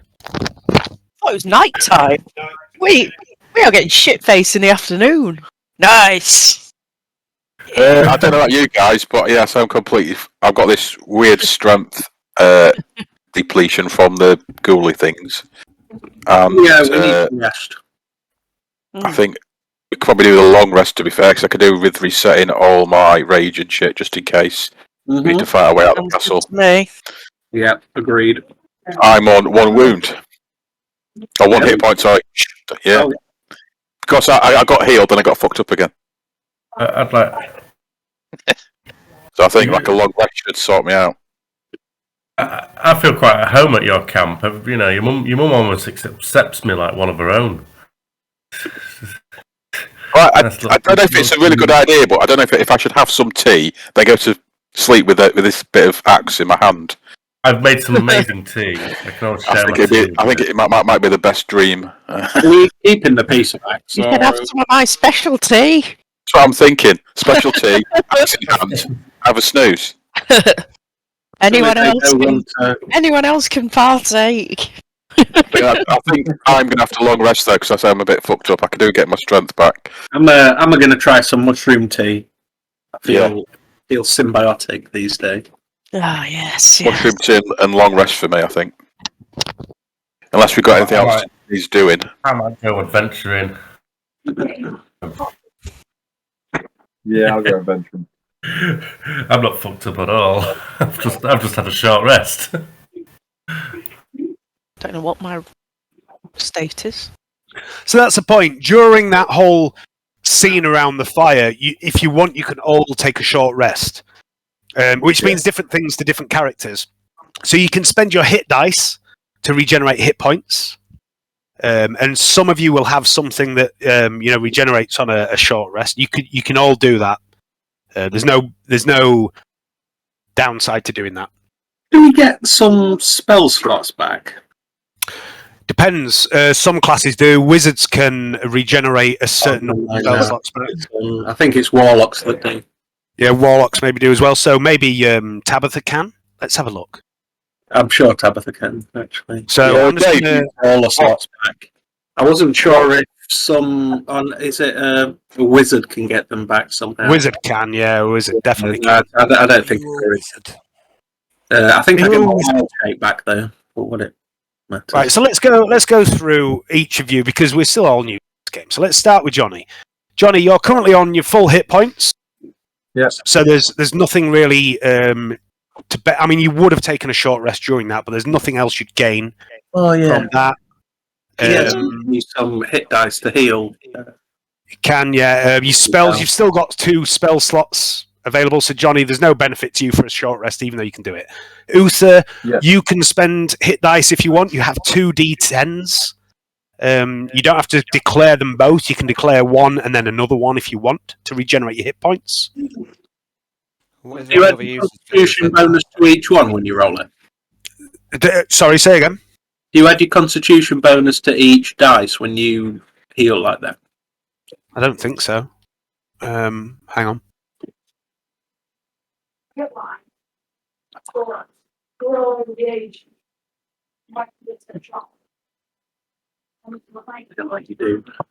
No, you just get your you roll the hit dice and you get that many hit points back. Okay. And you don't have to say I'm going to use however many. You can say I'm going to use one. Oh, that's not really enough. I'm going to use another one. Doing that. What's the point of saving them? You can use them to regain hit points. What else can they be used for? That's all they can be used for, and you regain them when you have a long rest. You regain them at a rate of half your missing dice per long rest. So, for example, Alan, you've got 2 now. If you use them both on the next long rest, you'd gain 1 back. Okay, sure. Okay. And some classes gain spell slots and other stuff back. It'll tell you all that in your class abilities in the right-hand column on your character sheet. For example, Al, I think you I get a lay on hands. You get a lay on hands back, don't you? Yeah. I think so. But I don't know about my main spell slots. I don't think I get them back. No, I think it's only wizards and certain other classes. Yeah, I'm sure. If you have a look through your abilities, I'm sure you get a look. I'm having a look now. But, So yeah, Moxie. So you're on 10 hit points at the minute. If you want, you can use a hit dice to regain a hit point or 2. It's up to how you. do you do that on your character sheet? Where'd you press to do I that? think you just click on the words hit dice. Where your hit points are below that, there's It says points. D12 or D8. It says hit dice before. If you click on that, Are you still? You're wounded, aren't you? Am I? Yeah. No. 9 damage. Lay on hands is a long rest. I really need to take a long rest, I suppose. Say again, Leon. What we've done is we've actually left. So you could use your hit I can't die hear you. Say again. on damage. Well, I'm saying you were taking a short rest during all that, so you can use your hit dice to regenerate hit points if you want. We'll do that. So you've got 2 hit dice in the middle of your screen. Look below your hit points. Oh, yeah. You can use 1 or 2 of them if you want, and roll. If you click on hit dice, it rolls that dice, and you gain that hit points back. Currently, you're on 10 out of 12, aren't you? So yeah, if I were you, basically roll 2. okay, so you can put your hit points back up to full. And then another one. So you I don't think you're going any. No. So yeah, or if you used both, yeah. I really need to rest. Still You there. still- Right. Still long rest, yeah, and then you'll get one back. Why don't I just put some healing shit off my coat? Because this is free. Ah. Save your cloak healing for when you're in combat. Yeah. We should be, I mean, we had a short rest around the campfire. Differences between short rest and long rest. Oh, okay. You get your spells back as well. Mhm. Because you get your slots yeah, back so from short rest. Well, Warlock. Ah, I thought it was because I no. Well, you kind of did, I guess. The cat rest around the campfire. How'd you know?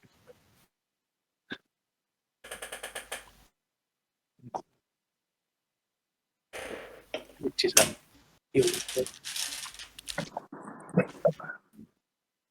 Look behind my head. Nice bit of thing. Just go in the front pocket and then go. this one. No, I'm just going to go to the front Nope. and have the next one. Yeah.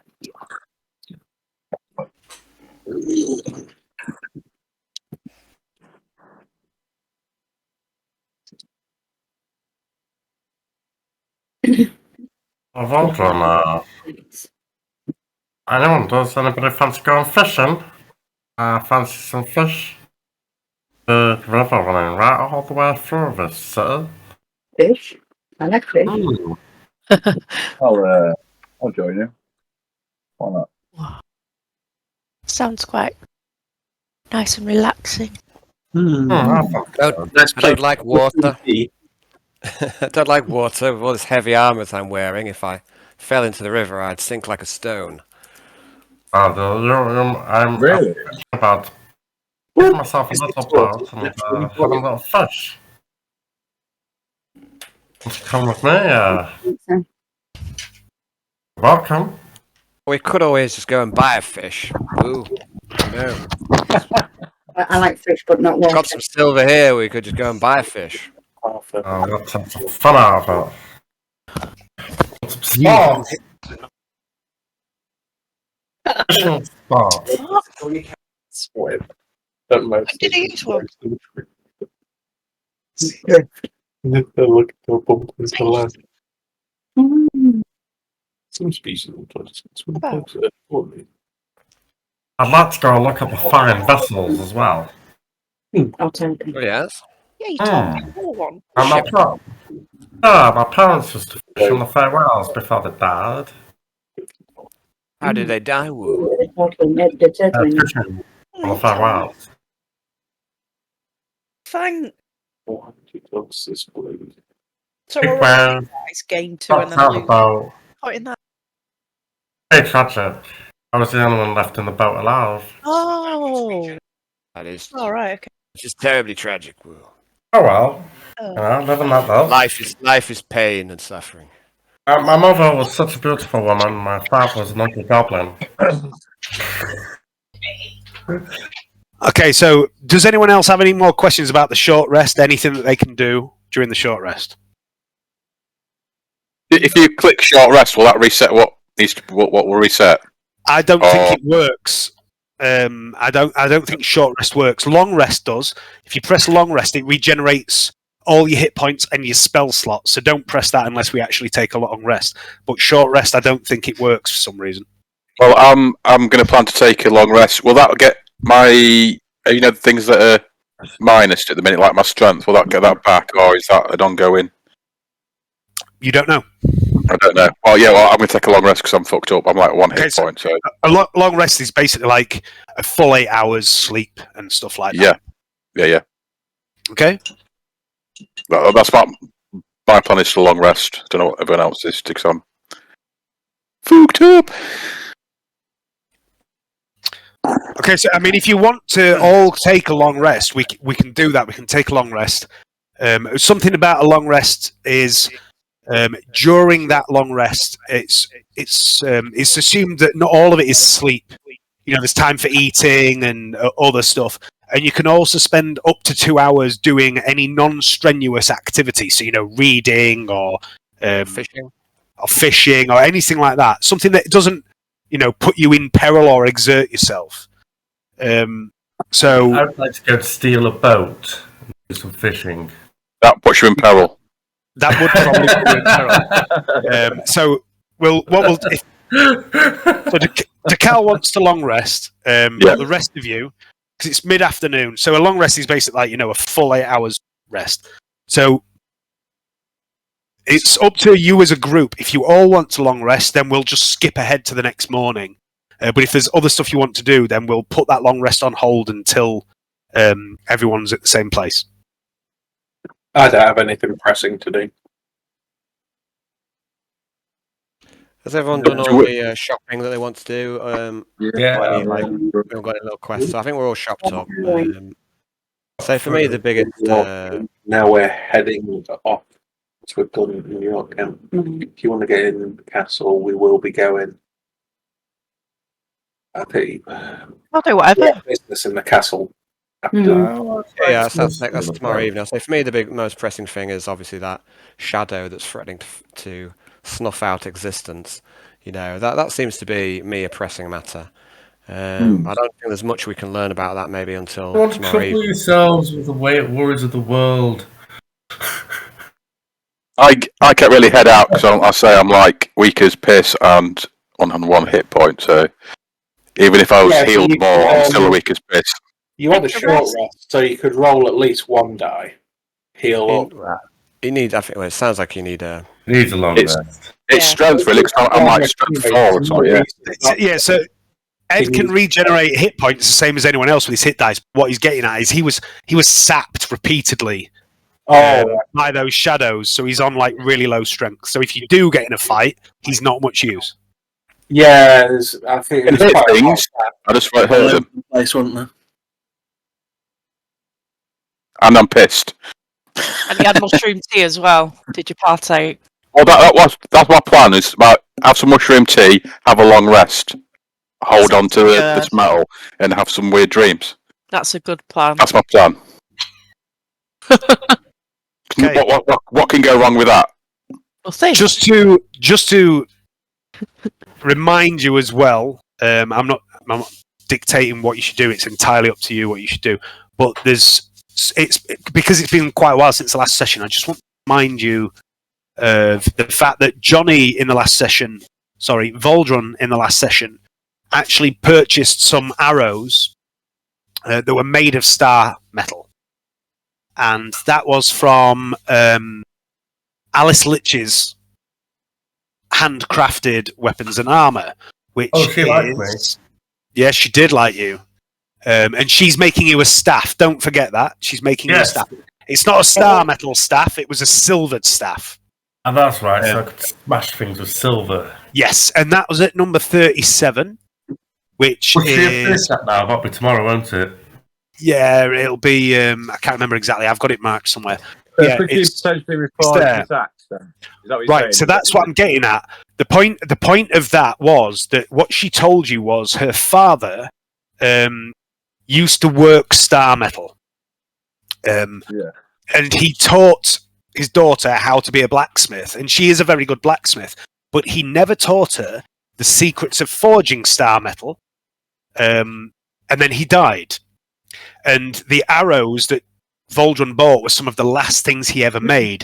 And she lamented the fact that she didn't know how to make star metal, but she wanted to learn how to make it and basically become as famous as her father was. Okay, well, we can go there tomorrow, can't we? On the way to the castle.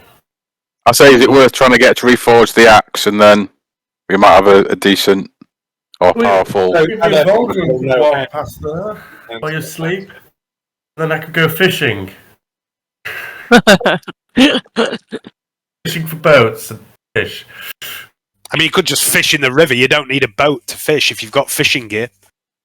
Alright, can I pan for gold with my newfound piece of axe? Pan for gold? I mean, okay. With a piece of metal? Yeah, I mean, that makes sense. I don't think that's how it works, man.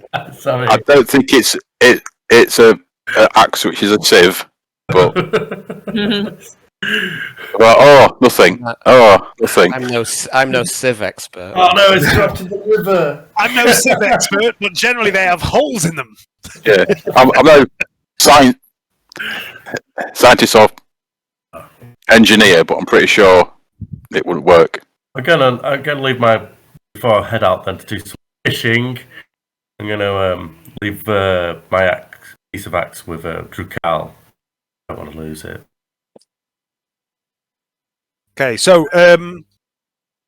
just to clarify, what is everyone doing? So who's long resting? I mean, so Woo, you're saying you're not. You're going fishing.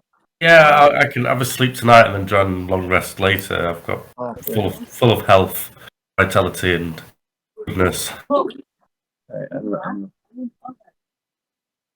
Yeah, I'm going to long rest anyway. So 2 hours in long rest time. Okay, so at the moment I've got everyone is long resting except Woo. Is there anyone else that isn't long resting? I need long rest, so I'll join. I'll go to the water with the Woo. Yeah, probably. 2/3 of your health. Okay. So yeah, may as well. Darwin and Tabitha, what are you doing? I'm up for a long rest, get my spells back. Yeah, long Okay, rest. all right, so you've been told you can stay in the Orc camp. You also have a room for one more night at the fucking inn that I've forgotten the name of. The Iron Flagon Inn, number 1. Well, it's probably best that we stick together. So Yes, we should never split the party. Yeah. Let's split the party. So where are you doing your long rest? I think Druid's going to stay here at the Orc camp, so I'll probably stay with him. yeah, okay. I mean, it has a certain rustic charm, the Orc camp, and a certain smell to it. It's quite charming. Because when we split the party, we split the Okie dokie. so I can't do everybody simultaneously. Keep a certain amount of time. We're same to the group. Oh no, where's my... And then also we end up not being able to back each other up. So there's 7 of us. So Woo, do you have fishing equipment? I was going to hopefully steal some. You're going to steal some? Yes. A cunning plan with no flaws. Moxie, are you going with Oh it? dear. Oh no. Where are you heading to steal some fishing equipment in this heavily guarded, militarized city? You can take the Hayden out of Iacanthos, but out of Hayden. No. Take their skulls, Hayden, and flay them. I know. Well, I'm gonna patrol the river from here Flay them. to here on the map just to see if I can find any fishing, like little fishing spots what people have been using. Have a look and maybe even go buy some fishing gear if there's nothing around. I would much prefer to steal some. Okay. What's your alignment, please, Hayden? Good. Okay. Where are we on the map?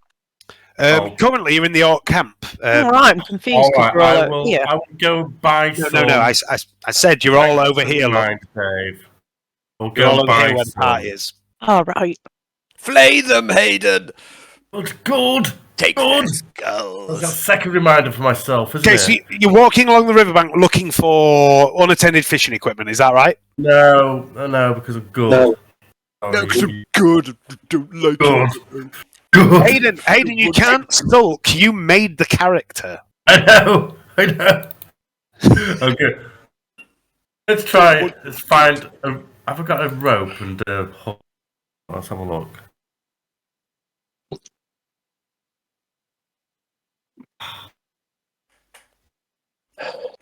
Ah! Right. I'm going to try dart fish on the riverbank. And then see if we can catch him from there. All right. Chuck my darts in them. Okay, you're going with him, yeah? Yeah, sure. Okay. Okay, so you loiter around on the bank. The rest of you are performing this long rest. And as soon as you get close to the water, you've noticed since you arrived here in the city that it's always warm. No. And as you get closer to the water, you realise the heat begins to rise, and you can see the heat haze coming off this river as well. And it's quite obvious that the water it's warm. I mean, it's springtime. It's not particularly cold. But the water's temperature is obviously higher than that of the air. Actually, that's strange, isn't it? The water is warm around here. It's delightful. I want to put my toe in. Let's do it. Okay, you put your toe in. I'm still high. I'm still high, by the way. Let's brew some tea as Gotta well. have some fresh air.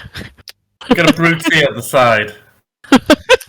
It is definitely it's like a hot bath. It's it's not going to take the skin off your flesh or anything, but it's definitely heated this river. Okay, I'm going to observe see if there's actually any fish in this boiling hot water. Sure. Make a perception check, please. Fish even swim in this?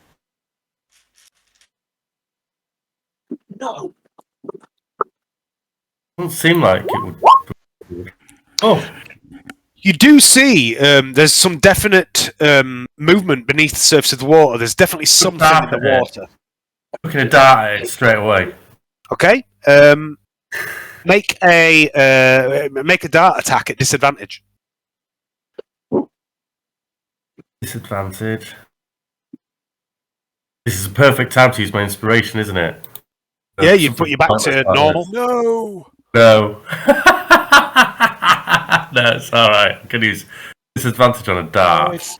It's the opposite of what you said. Yeah, you hit this fish, and you see a little cloud of red, and it begins to drift off downstream under I'm going to jump after it. Okay, jump after it. You jump into the water. Make a Constitution saving throw, please. Constitution. Mm-hmm. Oh dear. This is the river of Hades. Yes. Oh, I've got disadvantage on there. Sorry, it'd be normal. Yeah, so just with the 12. So yeah, you jump in and the shock. It's like, have you ever jumped into icy cold water? The shock hits you. This is like the opposite of that. The heat of the water shocks you, but you manage to dive in after this fish, and you swim through the water a bit, grab it, and you're having to gasp for air, and you realise, fuck me, this is actually quite warm, and it's a bit uncomfortable. But you grab the fish, and you manage to scrabble over to the bank, and you're a little bit out of breath. It's taking your heat away, taking your breath away. The shock of the heat of this, and I'd like to. I was fit and healthy until I did that. Woo! Nice. I nearly died. Oh dear! Start giggling. Yeah, I had to take the dart out of my fish and put it back in my pack. I'd like you to roll a D100 before you do that, please. Oh, okay. See if the dart's there. No. 27.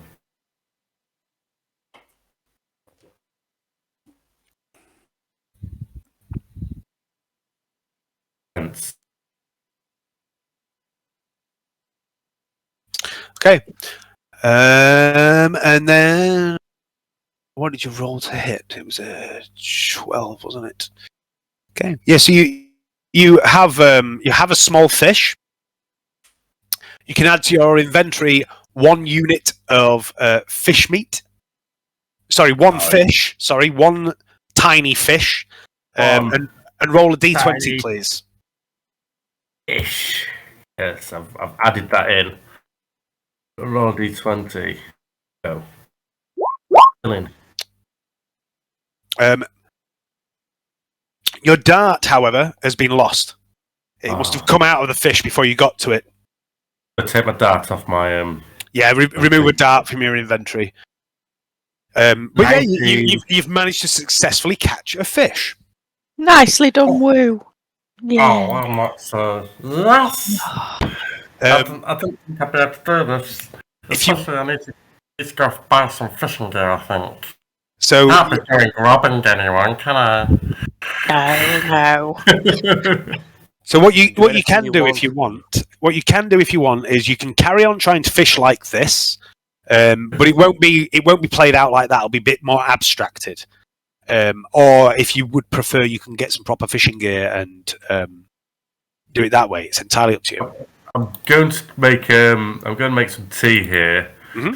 A fire on the shore with Moxie, and we're going to have this tiny fish between us. Okay. I found some tiny fish, Moxie. Oh yeah, go on then. Whoa! Do you have proficiency with cooking tools, Hayden? No, to cook tea. That's not what I asked. No, I don't. Oh wait, Okay. so can I cloak with a manta ray? I wouldn't drown. You need to remember that shit. I do. On the fire, Woo. Stuck it on a fire. It's a magic cloak. Oh. Don't have cooking proficiency. Okay, so give me a nature or survival check then. All right. I'm gonna go for survival. All right. Okay. So yeah, you cook this fish and you make some tea and you share it with Moxie. It's not great.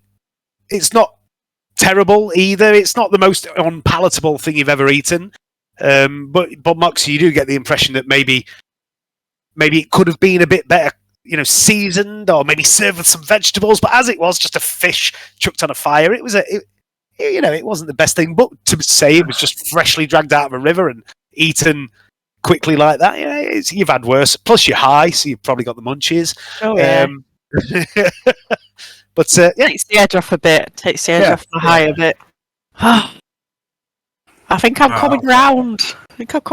Woo. Ooh. Oh well, shall we go around to somewhere that sells fishing supplies?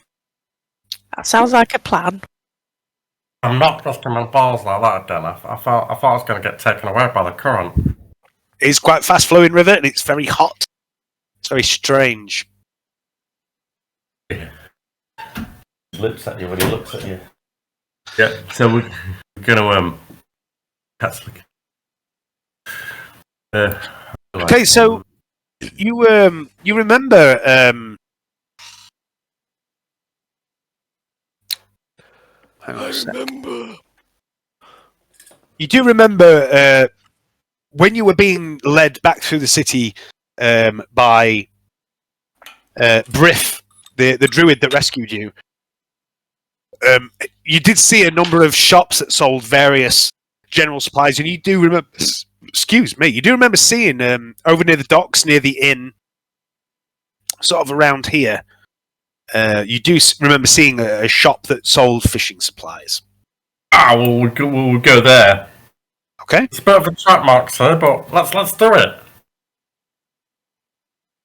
Yeah. And we'll make our way there then. Yeah, sure. Everything's going to look strange to me, though, isn't it? It will. I'm going to keep my hood up on my cloak and my manta ray. Yep, cool. People staring at me because I'm green. I'm just going to freely skip along. Okay. Yes. Fair enough. Next year. Licking my lips and trying to pick the fish out of my teeth. All right, so where are we? On a small crab fishing kit, little square things and some bind.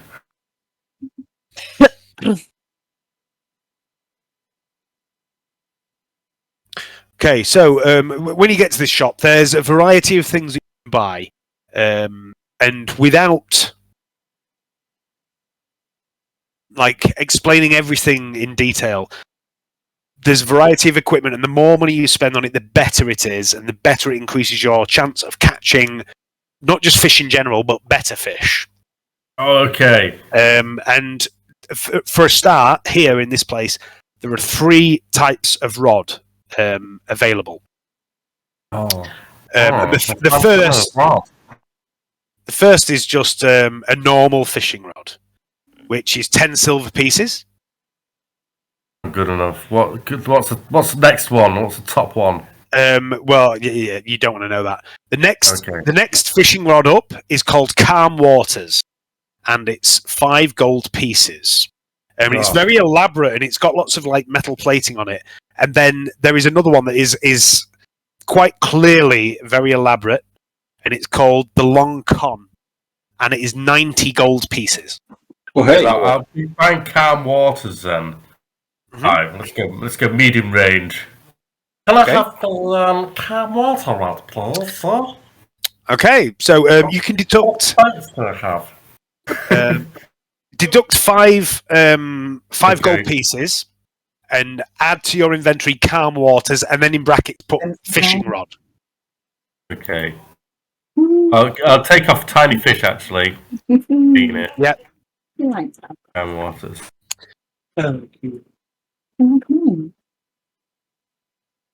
Doctor, I haven't. We can catch some proper fish now without risking our nuts. Good. I like to see you drowning, woo. No. Maybe I should tie a rope to myself next time I swim out. Indeed. Shall we go out? Wait a minute. So then you can also buy tackle, woo. Rather you be my bit. No, tackle is he. And there are 4 different kinds of tackle available. Common, uncommon, rare, and very rare. Common is 5 silver pieces. Uncommon is 50 gold pieces. Oh, common. Okay. I get 450.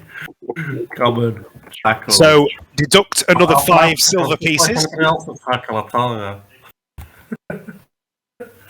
Nothing strange going on here. I'll put that on and remove 5 gold, yeah? 5 silver. 5 silver, okay.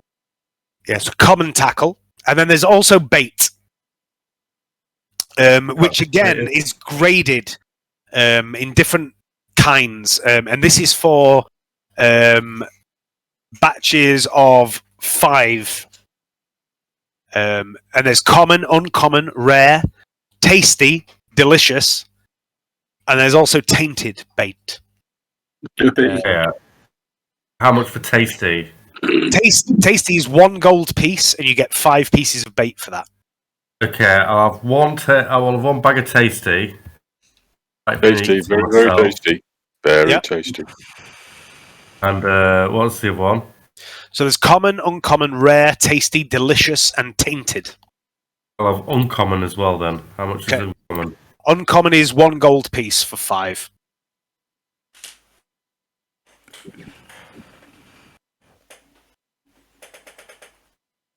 I think I've added the weight on instead, but I don't know. Oh no, I'll change that. Give me a second. So they're both the same price, uncommon and tasty, but they do different things. Yeah, I've changed the weight there by accident. So that was 6 gold pieces, yeah? Total. 5, 6, 7. If you go in for, so you are for uncommon and tasty. Uncommon and tasty. That's 2 gold pieces.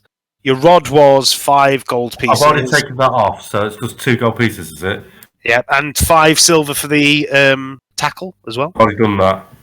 Yeah, so just 2 gold pieces for 5 pieces of common. 5 pieces of uncommon, and 5 pieces of tasty. Okay, we'll do that. Moxie, shall we go fishing?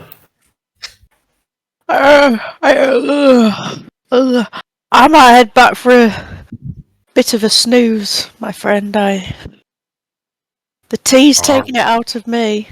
All right. Well, I will be back with us.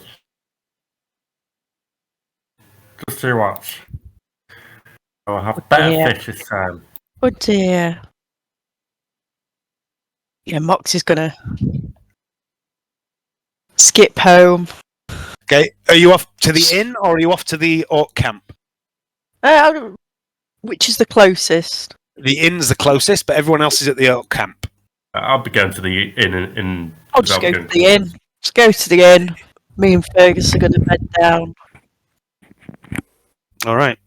I'm going to try. It's been a long afternoon. I'm going to try 2 more goes of fishing then with the first with the uncommon. You will do no such thing. Okay. You will do as many as I tell you can do. Sorry. Right. I've lost Woo's token. Where the fuck's Woo's token gone on the map? Fell out the sky, died. Anyway. All right. So, so if you want to go back to fish, are you fishing in the river or what are you doing? Fish in the mouth of the harbour this time, where it flows through. Okay. Near the outside of the shop. Or round about here somewhere. Off one of these piers. Hang on, I'm not looking at the map. Whereabouts? Near 17, near the pier. 17, yeah, that's fair enough, because that's around where you would have bought the stuff as well. So, all right.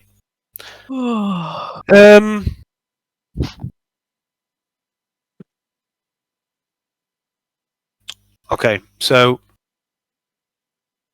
just a second.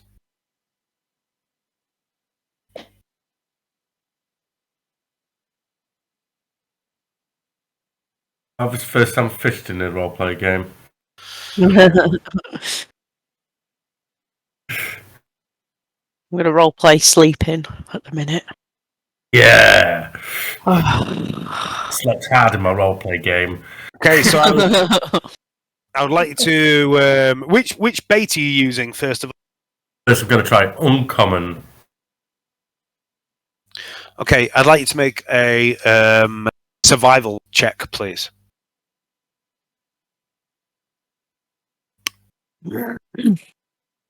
Survival? Yep, 18. Okay. The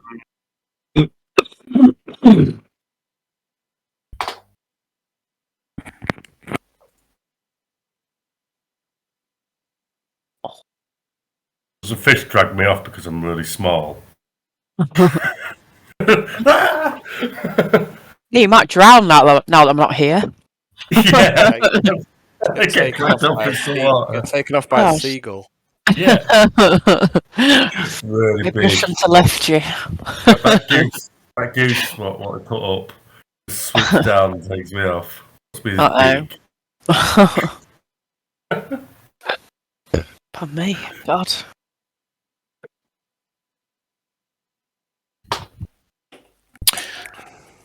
Takes you some time, but you eventually do feel a bite. I'd like to make another survival roll, please.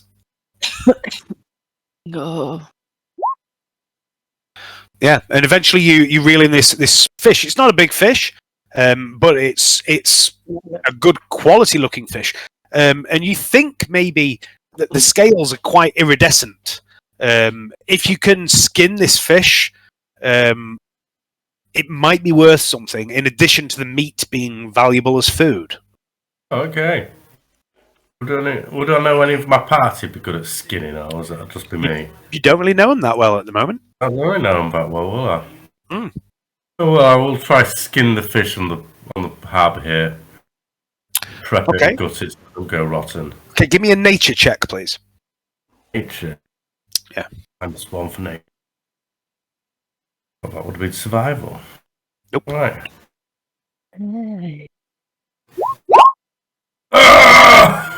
butchered the job.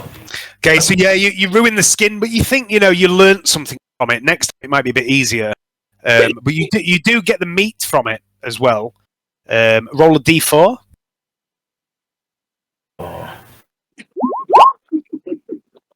You have 3 units of fish meat. Ah, that's good. And I will go back to the inn, I suppose, because it's close. Okay. So what you can do with things like this, when you actually start to leave the city and go traveling, these are the kind of things that you can do. Every time you rest, every time you do a long rest, you'll get 2 hours where you can do stuff. This is one of the things you can do: is fish, or you can prepare meat, or you can cook. And between you all have the right skills to be really good at this collectively. And as you do stuff, like I do in Dark Heresy, as you do stuff you're not good at, you will slowly get better with time. And a little spoiler alert, the fishing thing is a good way of getting meat to make rations. It's also a weird way of getting random loot. And the random loot can be anything. It might be a boot. You might find a massive fish that swallowed a boot. 99 times out of 100, that boot will just be a boot. But what if it's not? Get What any if it's- boosts from cooking? Get any buffs? Yes, that's another thing. Once you start cooking, which I'm not worrying about that right now. Once we start traveling, I'm going to talk to you about camping and the stuff you can do. And if someone is good at cooking or has the right skill set and tools, you can create buff foods. And they will give you things like advantage on Constitution save, increased traveling time before you get tired, all stuff like this. So it's there's a lot of things you can do, but I'm not worried about that now. I'm just trying to get you all used to learning how your characters play until we start delving into that bigger world. That's cool. I'll go back to the inn now and rest up, I guess. Okay. So Wu and Moxie, you spend the rest of the night in the inn. Is there anything you want to do in the inn? Or are you just going to have a bite to eat? All your rooms are paid for, by the way, by Luciana. Yes. No, we've eaten, haven't we? I don't know. Down with Fergus. We're knackered after tripping our balls off. I'll leave it at that. I've had enough myself time. Okay, so Wu and Moxie, they've finished. They've had a day's fishing. They've come back to the inn. The rest of you are still over in the Orc camp. Is there anything else you want to do for the rest of the day, or do you want to skip on to the next night? Oh, the next morning, sorry. Not for me, no. Just resting and hopefully getting better. I'm happy to skip on. Yeah. Yeah. Okay. So night comes, and you all sleep. How do you sleep? Well, eyes closed. Everyone roll D20, please. Move. Heard the cats away. D20. There's nothing gone. Oh, amazing. What could possibly go wrong with that? The cow dies in his sleep. You've overworked your body. You're weak and you've had a really uncomfy night. To be fair, that is true. I am fucked out. I'm fucked Yeah, up. you are. So. You are. Yeah. So that does kind of play in. Since those press-ups this year, I've been having aches in the back when I've been sleeping. Going, no, I haven't done too much. I know how it feels. Why? Bye. Character thing's gone. No, it doesn't. Oh, I don't need to anyway, do I? No, you don't, do you? I was wondering. Oh, sorry. So when, I was out last night. It was a bit mental. What did I get? You rolled an 11 or 14. Okay. You all sleep well? Except for Darwin. And Wu. I sleep bad. And you both dream of... Like a memory comes to you unbidden of you kneeling over the corpse of a Myconid in the the mushroom forest, and you're just like just eating the flesh of the mushroom, and then you see you see. Sorry, I just looked at Leanne's screen, and you see this little Fergus, and you realise you ate this guy. You ate this guy, and now he's back. And there's a moment where you just in this dream you wake up and you're Wu, you're back in the inn. Darwin, you're in the orc camp, and as you awaken, standing at the end of your bed, there is this little mushroom man with a butter knife in his hand, just. But then you awaken again and realise that was just all a dream. It was just all a dream. Grew legs.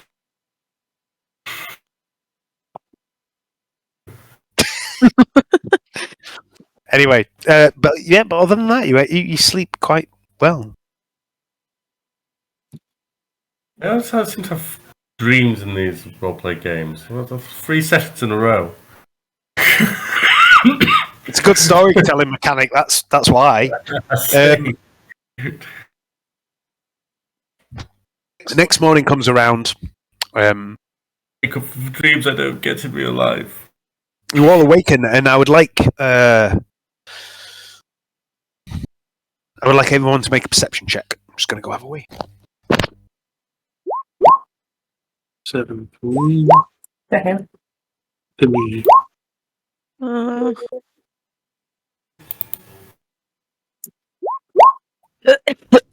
for you as well. And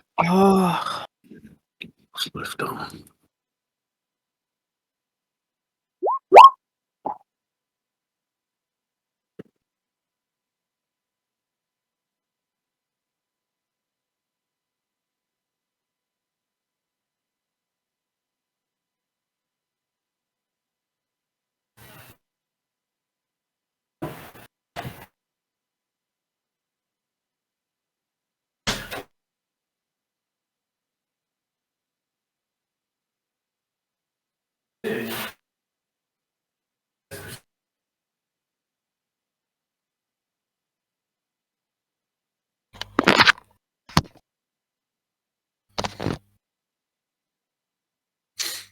Woo.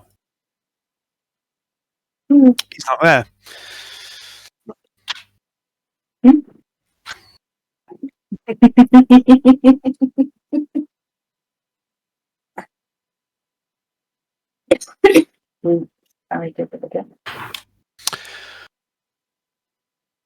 Okay, so you get up, you have your breakfast. Those of you at the inn, the food is provided at the inn. Those of you at the orc camp, it's provided by Diathor, Dukal's mother, who brings you some freshly roasted boar. Woo, you wake up this morning, and just for a moment, you feel a little confused and disorientated, and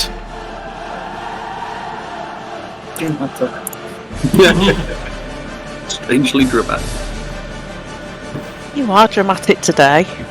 And then it's gone. What the fuck was that, Woo? What was it? Got a mushroom man stalking me. Right, so the day is yours. It's early morning. The city of Neverwinter is coming alive. The markets are opening, the shops are opening, there's people all over the streets. You've been invited to the council meeting this evening after sundown. But until that time, your time is your own. So what would you like to do? Do we do the long rest button, Dave? Is that... Sorry, yes, I absolutely forgot. Yeah, so on your character sheets, guys, if you press your long rest button, you should notice it do stuff. If you're missing spell slots, it should regenerate your spell slots. If you're missing hit points, it should regenerate that. I don't know if it works with your hit dice, so I'm gonna look at Leanne's because it's the only one I can see. So Where's my long rest button? Scroll down. If you look on the character sheet, you'll see it. It's there. Up. Yeah, When I say scroll down, I don't mean back from it. Hey, calm down. up. There, look. Calm down, calm down. Where? Hey. Ah. Yeah, so it regenerates your hit dice, and it does your spell slots and your hit points. I think it does everything. Loki. If it's missing anything, let me know, and I'll see if I can do something about it. But it should regenerate everything.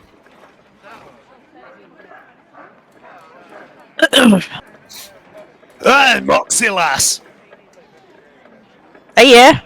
This city, I've been watching out the window all night. I can feel them, you know. Your friends. Aye. They're here, I know. and they're fucking terrified. I know they are. We've got them a little house. You've got them a wee house? Mm. Then why are they so fucking scared? Oh, the I'm full house of was vegan. swallowed. The Feywild, it got swallowed. We got chased. The Feywild was swallowed. We think so. Aye, this doesn't sound good, Moxie lass. It won't good. I need to see my people. They're afraid, and it's my job to protect them. I'll take you to see your people. Aye, you best do, or there's gonna be fucking stabbing. No stabbing. Alright, no stabbing.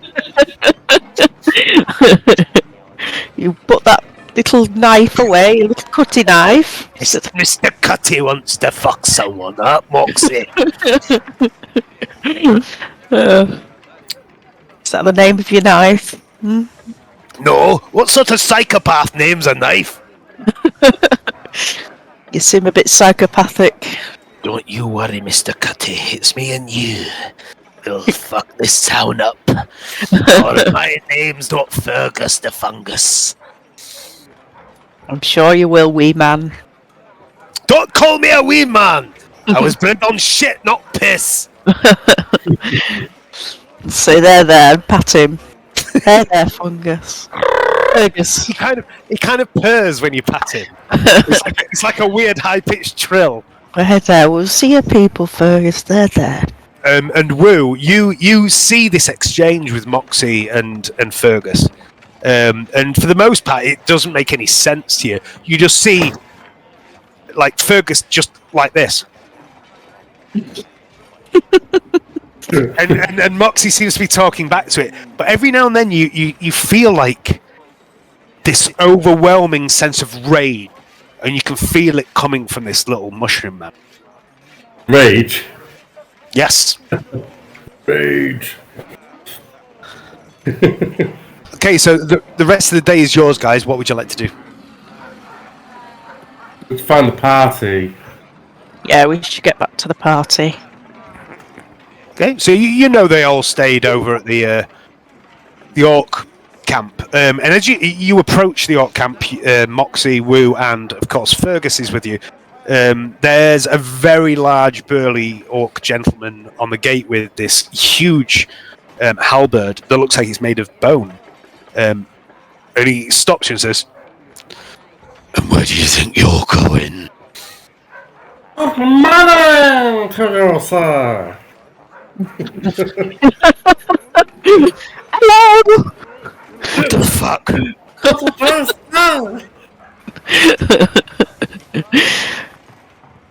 Nice to meet you, friend. I'm not your fucking friend. Oh, why not? And as he says this, and you saying why not, another orc walks past, even bigger than the first, and he's wearing plate armor with a long purple cloak and tabard, and it looks just like the armor that Tabitha stole from the inn yesterday. All right. And he was borrowed, sorry. And he walks past and says, "Let him in, Jeff." Yes, there is an orc called Jeff. He said, and then just walks off. And this orc looks at you both and goes, "Fine, I guess." Steps aside to let you both through. No problem. Thank you. Thank you. So friendly here. Oh, yeah. I'm just unfazed. I'm too naive to even think any further into it. Yeah. He's there with you. As soon as you step inside the orc camp, you can smell the smell of roasting meat, and your eyes are drawn up to the large tent that's at the top of this small hill. It's not it's not a military camp. It's just a camp on the edge of the city. And this slightly raged area, there is this big tent where Diothor and Uthuk greeted you before, and you can see seated there around the fire are your companions and Diothor and Uthuk, Dukal's adopted family. But there's no sign of Rhabur. And you both approach, and everyone's back here. And at the moment, you're all being served some rather weak breakfast ale that the orcs like to drink, and also some venison, which has been freshly caught by Diothor, and a few eggs, which you think they're not chicken eggs. Best probably not to think about where they're from. But you're all back together as a group. Or goblin eggs. Only real men eat eggs. Isn't that right? Eggs. I'm gonna say, I'm gonna go to Diothor and go, excuse me, amazing orc, whatever. I have your fish. And Fish? offer a unit of my fish, my fine fish I caught. Say thanks. Take a unit of my fine fish away. Okay. Not a fish unit. She takes it and she looks at it for a moment and says, "Thank you. This is good catch. And I'd like you to make a charisma check, please." I'm trying to be nice. Not nice. I mean, she's clearly grateful. She's not being offended or aggressive or anything. This is just to see how much of an effect this has. And she nods and says, "Thank you very much." And she puts it on a pile. You see, there's 2 or 3 other fish over to one side, but none of them are as big as the fish you've caught. And she says, "Please sit by the fire. I will bring you breakfast." Oh, okay. Do you mind if I brew some tea? Please. Oh, no. My tea doesn't get the hand, Moxie. I'm not brewing any more of that tea just yet. No What's way. on my tea, Moxie? Help you up. Oh, I might have some of this breakfast ale. It looks like a fine. The breakfast ale is weak. It's not enough to get you drunk unless you drink a lot of it. No, I'll just partake. Bit of breakfast ale sounds good. It's teetotal. Thank you anyway, Woo. No worries. This guy's teetotal, so I do not take an ale. My tea. Okay, so you're all sat around the fire. Diothor's in the back. You see she's gutting the fish that you caught, taking its head off, slicing it open, and what have you. And you see that she seems to have this constant barbecue pit going, various things that she's caught. And the 7 of you are sitting with excuse me, with Uthuk. We've got eggs, we've got cheese. Can I make some Feywild eggs? Can you what? Sorry. Can you what, James? Can I make an omelette with the cheese that I've got on the eggs? I mean, I don't see why not. I mean, there is cooking stuff around. You don't have... Do you have proficiency in cooking? I do. Then fucking make a roll, man. Nice. Give me a proficiency test for your cooking. Let me get my rules out. I was not expecting to need these rules just yet, but here we are. Looking at all at you tonight, Dave. You are, yeah. I don't mind. I like being kept on my toes. Fishing, cooking. What's the attribute, Dave? This would be wisdom. Okay. Cool. What we got? 16. Sweet. Okay. Yeah, you make a pretty impressive Feywild omelette. So I'm going to add this to your...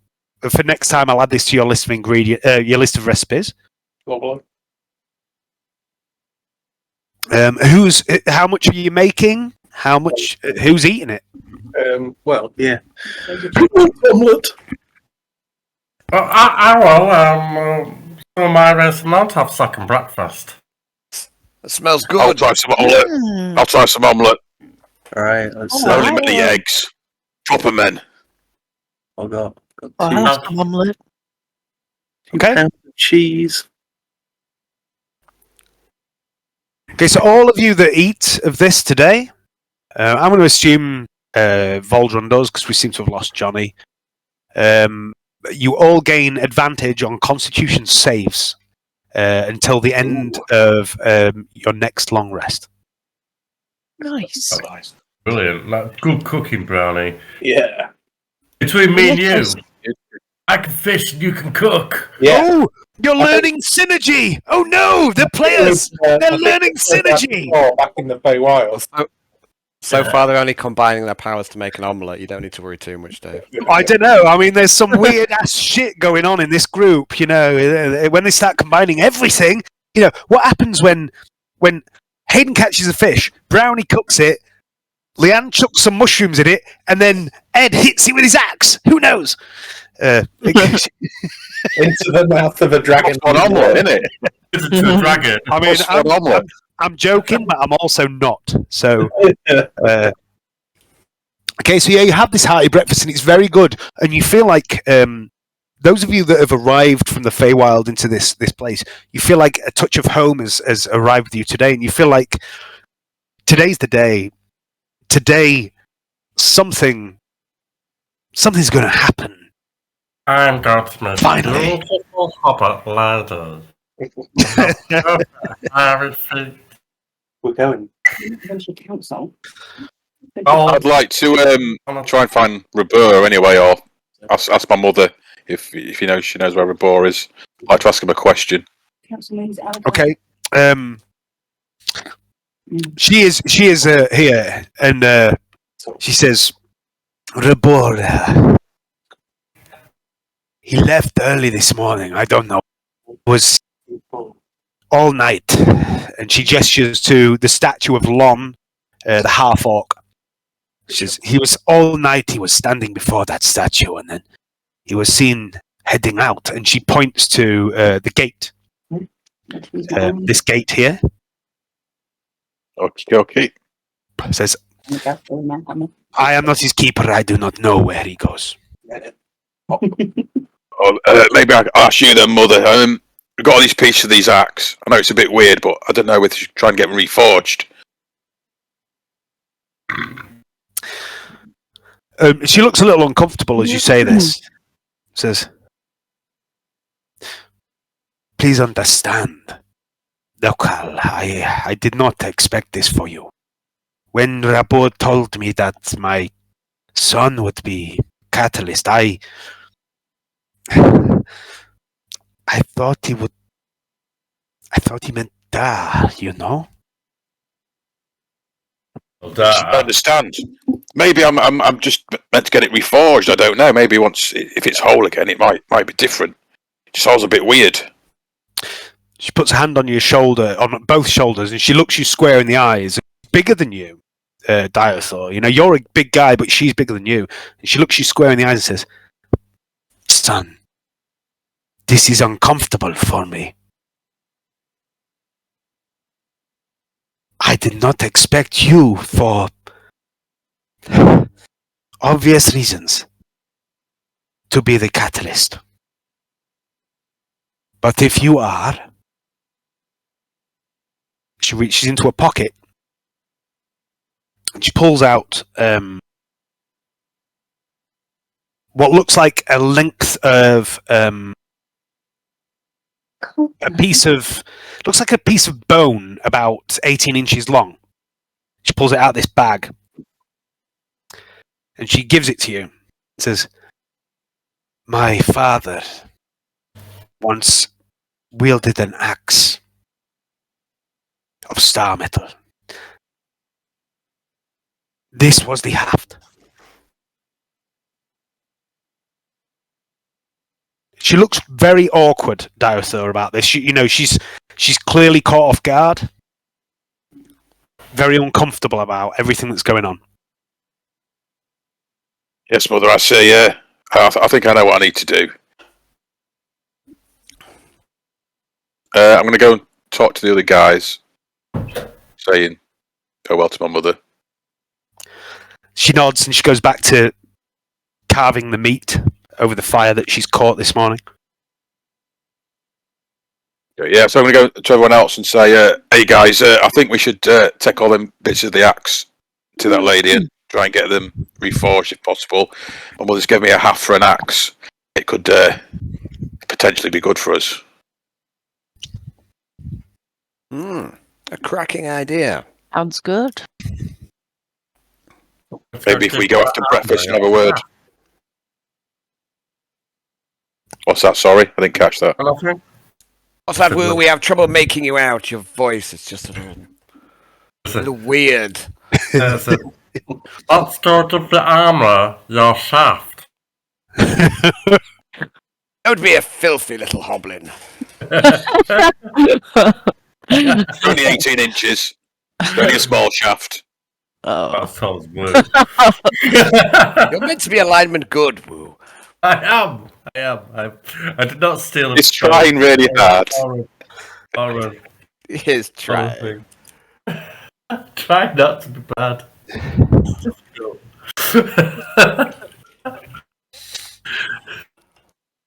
I think that's a cracking idea.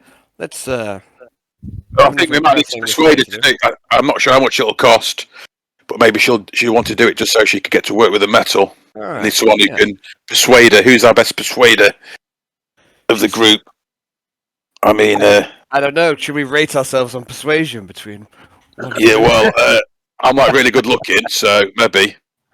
No, I mean, she would. I am rather good looking. She would like the opportunity. Yeah, good point. She's crying out for this star metal, so she could. That's what I thought. Checked out. We're doing her a favour. I'm sure we can talk her around. Hey, man, I might need your help with persuading her. But yeah, I think that's a good plan. Yes. Forge the ends. So, what do I have to have a chat with her? I concur. I agree completely. Well, yeah. I think Very well. I mean, I have nothing major I need to do. Just a few odds and sods, but nothing that I want to slow things down with. Let's head off to this armor lady. What's her name again? This lady? Lovely.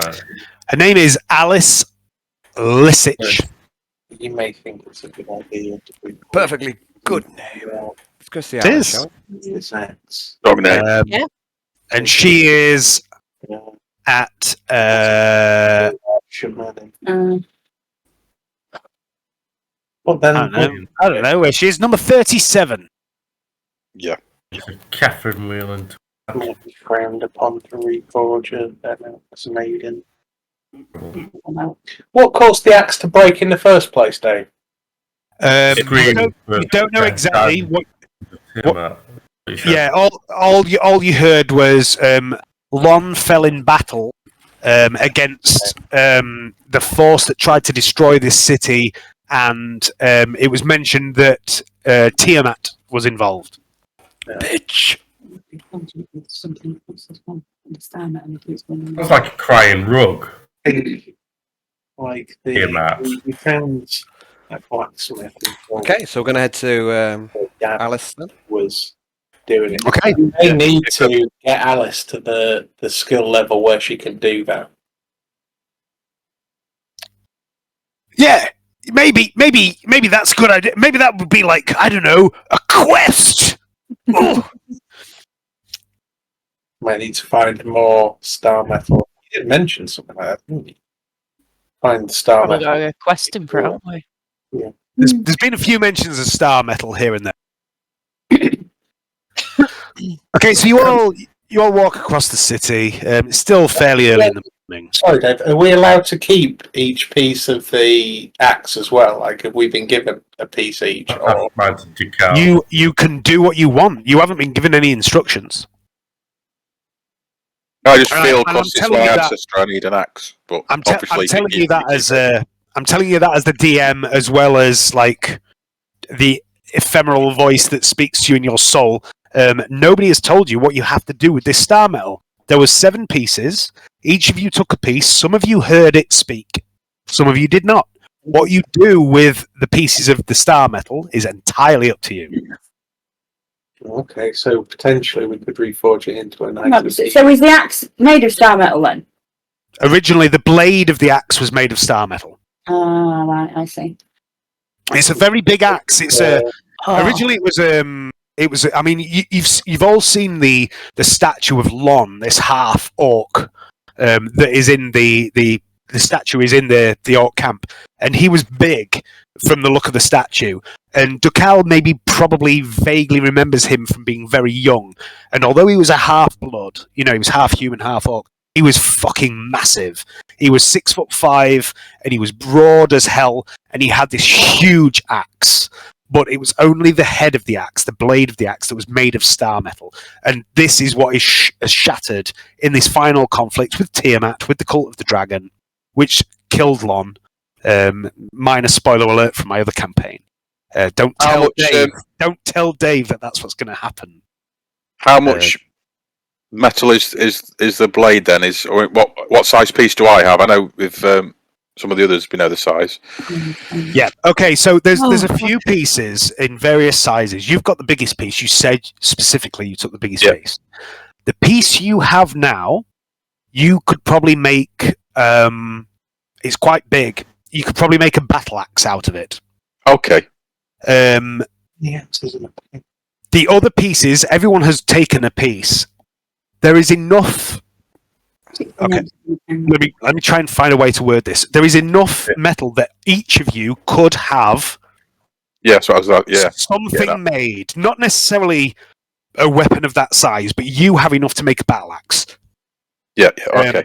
Everyone has enough to make something of various descriptions. It might be the pommel on a sword. It might be a ring. It might be an amulet. It might be a band on a helmet. Everyone's got enough to make something.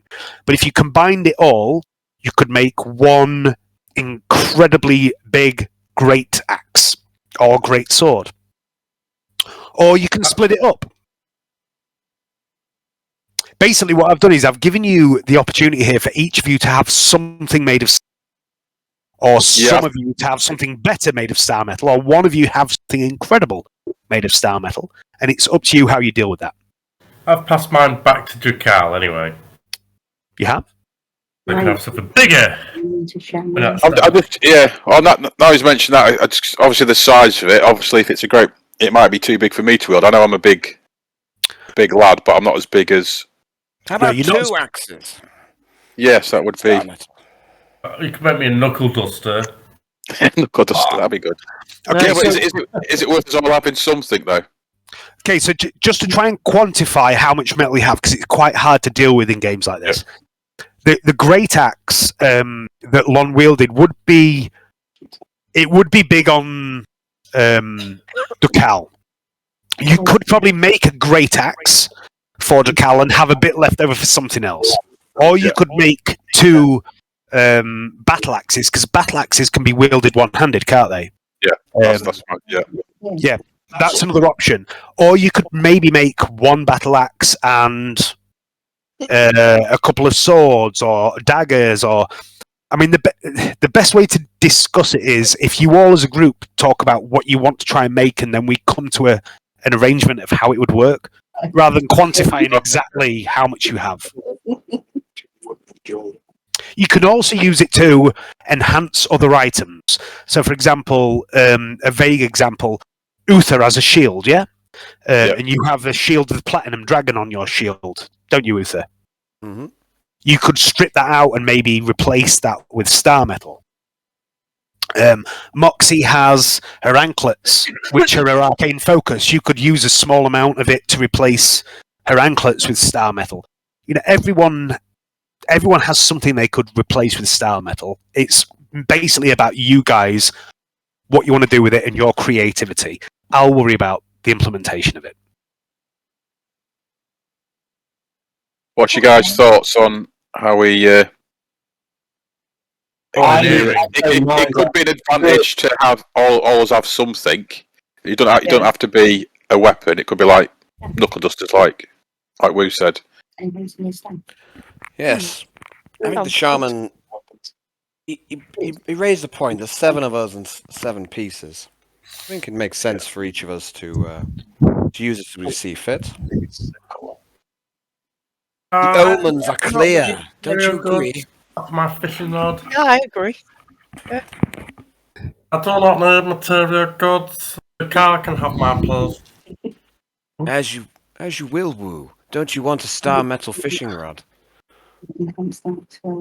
Honestly, it looks like it's intended for the chosen one here. Raise up head of crown. The omens are clear. The gods speak to us, Woo. If we only have to listen to them. Okay. 7 pieces.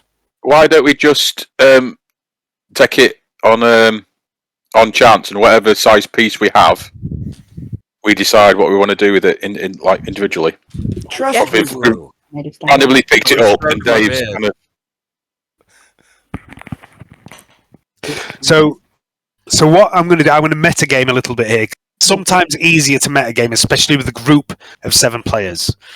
What's going to happen is there are a number of ways of finding a use for this star metal.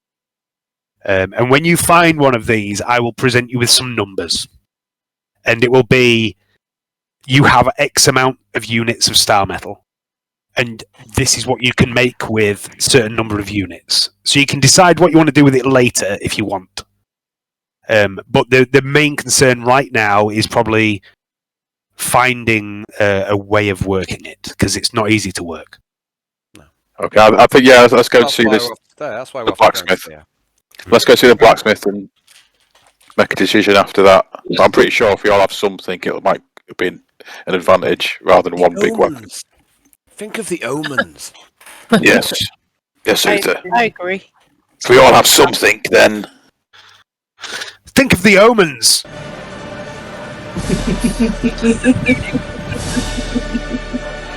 Oh, he's doing it again, this fucking bit of axe. I'm hearing shit now. Alright, yeah, let's wander off. Yes, we're off to see Alice. Yes, I always go see her. Hello. Yep. Okay. Alice. Alice. All right.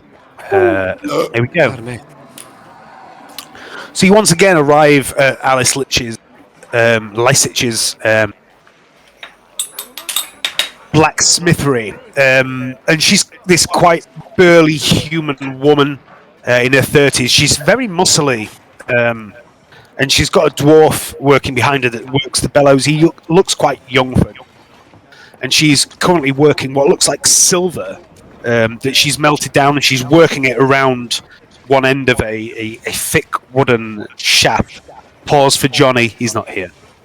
And she looks up as she sees you enter, and she says, "Oh, all right, it's you fellas again. Nice to see you all." And she looks at you, Woo. She sees you enter, and she says, "Oh, working on your staff right now." Oh, thank you very much. We have some star metal. Yes. Her eyes go wide. She takes your staff, Woo, and she plunges the hot silvered end into a bucket. She says, "You got star metal? Where have you got that from?"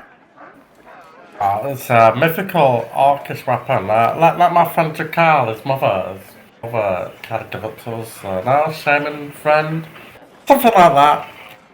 As meditate all the time. Are you fucking high? What? A mythical what weapon? It's it beat up a god or something, but we have the shards. Right, that's that's a little intense. Can I see? A name? Something like that. She looks a little shocked, a little exasperated. She says, "Can I see it? Can I see the metal?" I'm going to go up and put my piece, or my 2 pieces, because I've got thingy's piece as well on the side, and say, yeah, it's from the axe that shattered. Was wondering what you could do with it, if you could do anything with it. The axe that shattered. I mean, well, okay. And she looks at it, and she spends a long time running her fingers over it.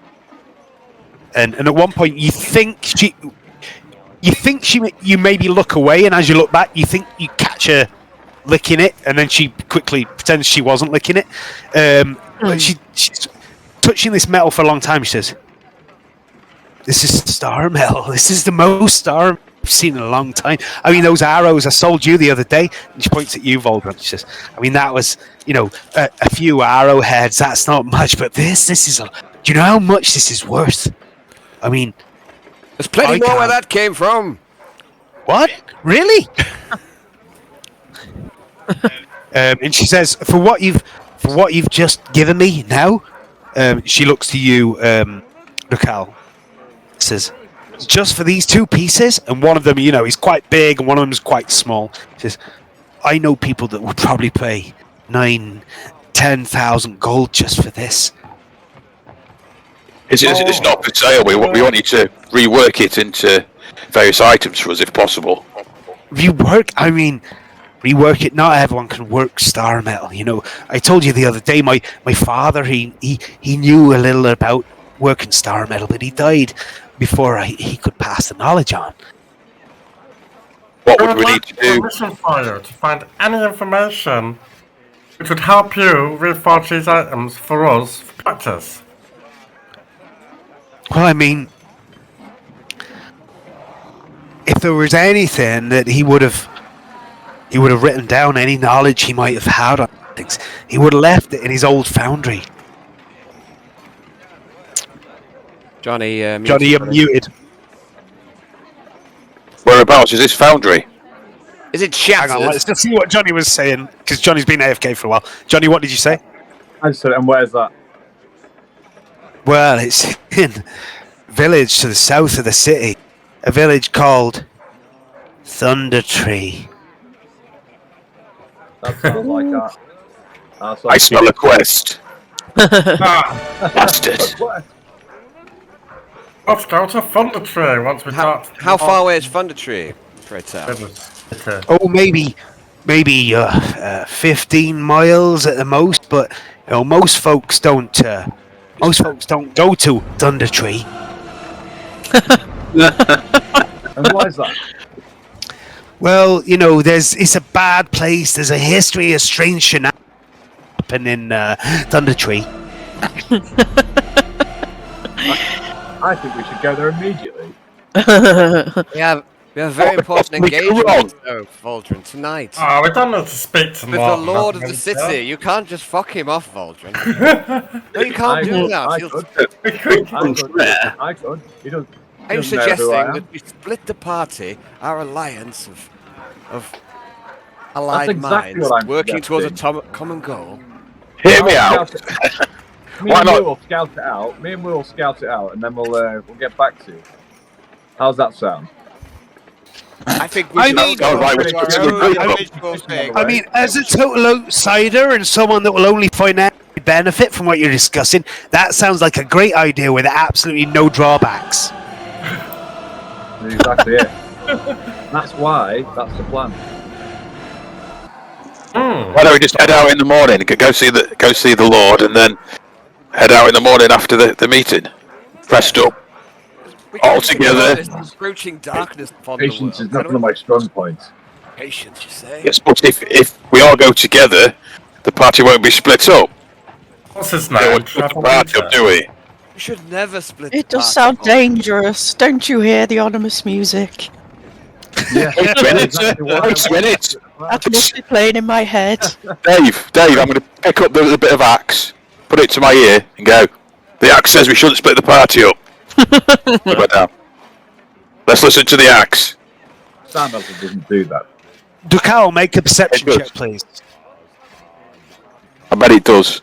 Wait a minute. I bet it doesn't. I can't bullshit on that. Are you calling Fakey Dave? Yeah, I'm calling bullshit on that. Fakey Dave. Drow calling.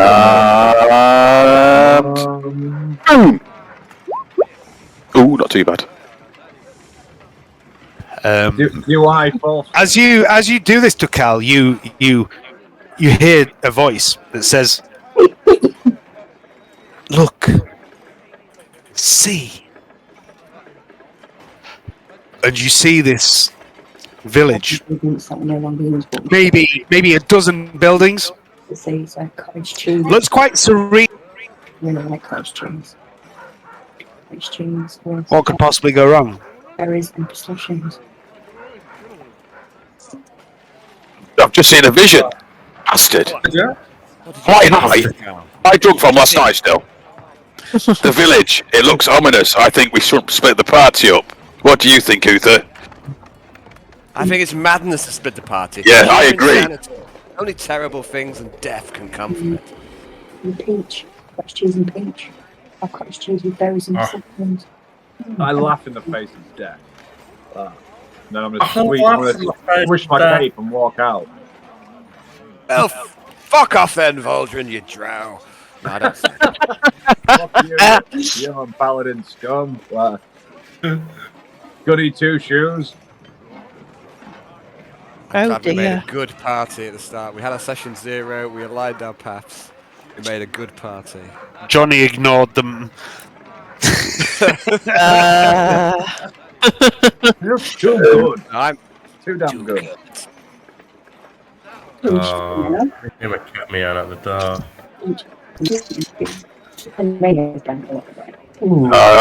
Yeah, I'll speak to Alice then. I'll say, yeah, we'll check out this this village, see if we can find any of your father's papers. as soon as possible. We just have pressing matters that we cannot possibly ignore tonight. Yes, we have to go meet Trevor Winter. Who? Trevor Winter.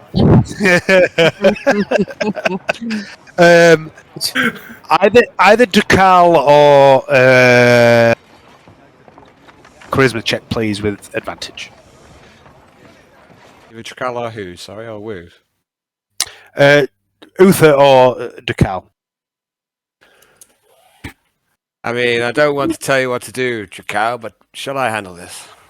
That's why I did ask you earlier to come and help me out. So maybe you should try and convince her.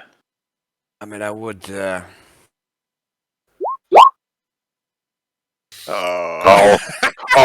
I should have a go. Too late.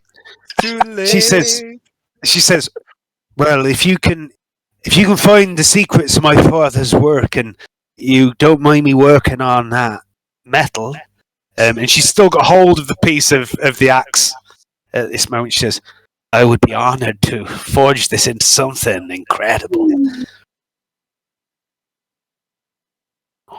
That's looking pretty incredible at the moment. I think we have a quest. It's getting there. Our first quest is a party. Fantastic. It's not your first quest. Anyway, yeah. We have some quest to go hunting as well. We had a quest. Yeah. I had the quest to get whiskey. Out the city. That's my quest. You've got literal quest logs. You've ignored them. On purpose, Dave, for this quest. I know, We've been waiting. but fuck you. No, we're not allowed to leave. Team Mundus is not allowed to leave town. You wouldn't know about that. I would now that I've been reminded by the meta chicken. Damn you and your meta Jamesing. Well, maybe tonight we've got that meeting tonight. We could sort that out. You literally just told me Yes, quest log. that's exactly what we'll do. We'll get Lord Neverember. Yeah, your quest log, not theirs. He'll Trevor quash Winter. this. All right, then, Team Faye, we're off to go get the fucking info that we need. We're all guys chill here for a bit. I need to find out what happened to us. What? No, we're not splitting the fucking party, guys. For fuck's sake. You're meant to be on my side, Darwin. You're meant to be one of the sensible ones. There's fucking 7 of us. Party. Who died and left you in charge? Okay, fine. We'll split it 7 ways and do 7 individual quests. I mean, That's the way that Dave wants us to do. I mean, I've literally tried to design this whole game about being, multiple quests that come together. But if you want to make it about each individual character, go for it, and I'll try my best. I mean, Yeah, fine, Aldrin, you take charge, seeing as you're so and no Okay, let's focus. go to the village. Say like Shadrillion and the World of Warcraft it, do all the. Aldrin, do you remember when we were arrested? Do you remember when we were arrested and told not to leave the city on pain of death because we're being investigated for crime? I do. Remember that? Yeah, but we're not being investigated anymore, are we? Yes. It says specifically in our quest log that I'd forgotten about. Not to leave the city. Log? It couldn't. It's there in black and white. Are you telling me you didn't read the handouts? We should probably not leave. I can't read handouts. You know that. Just a second. Where did that come Not from? one of my character skills to be able to read handouts. Yeah.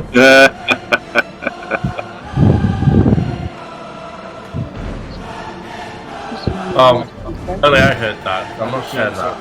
That's nobody. I like the name of this song, Dave. Fergus Entry.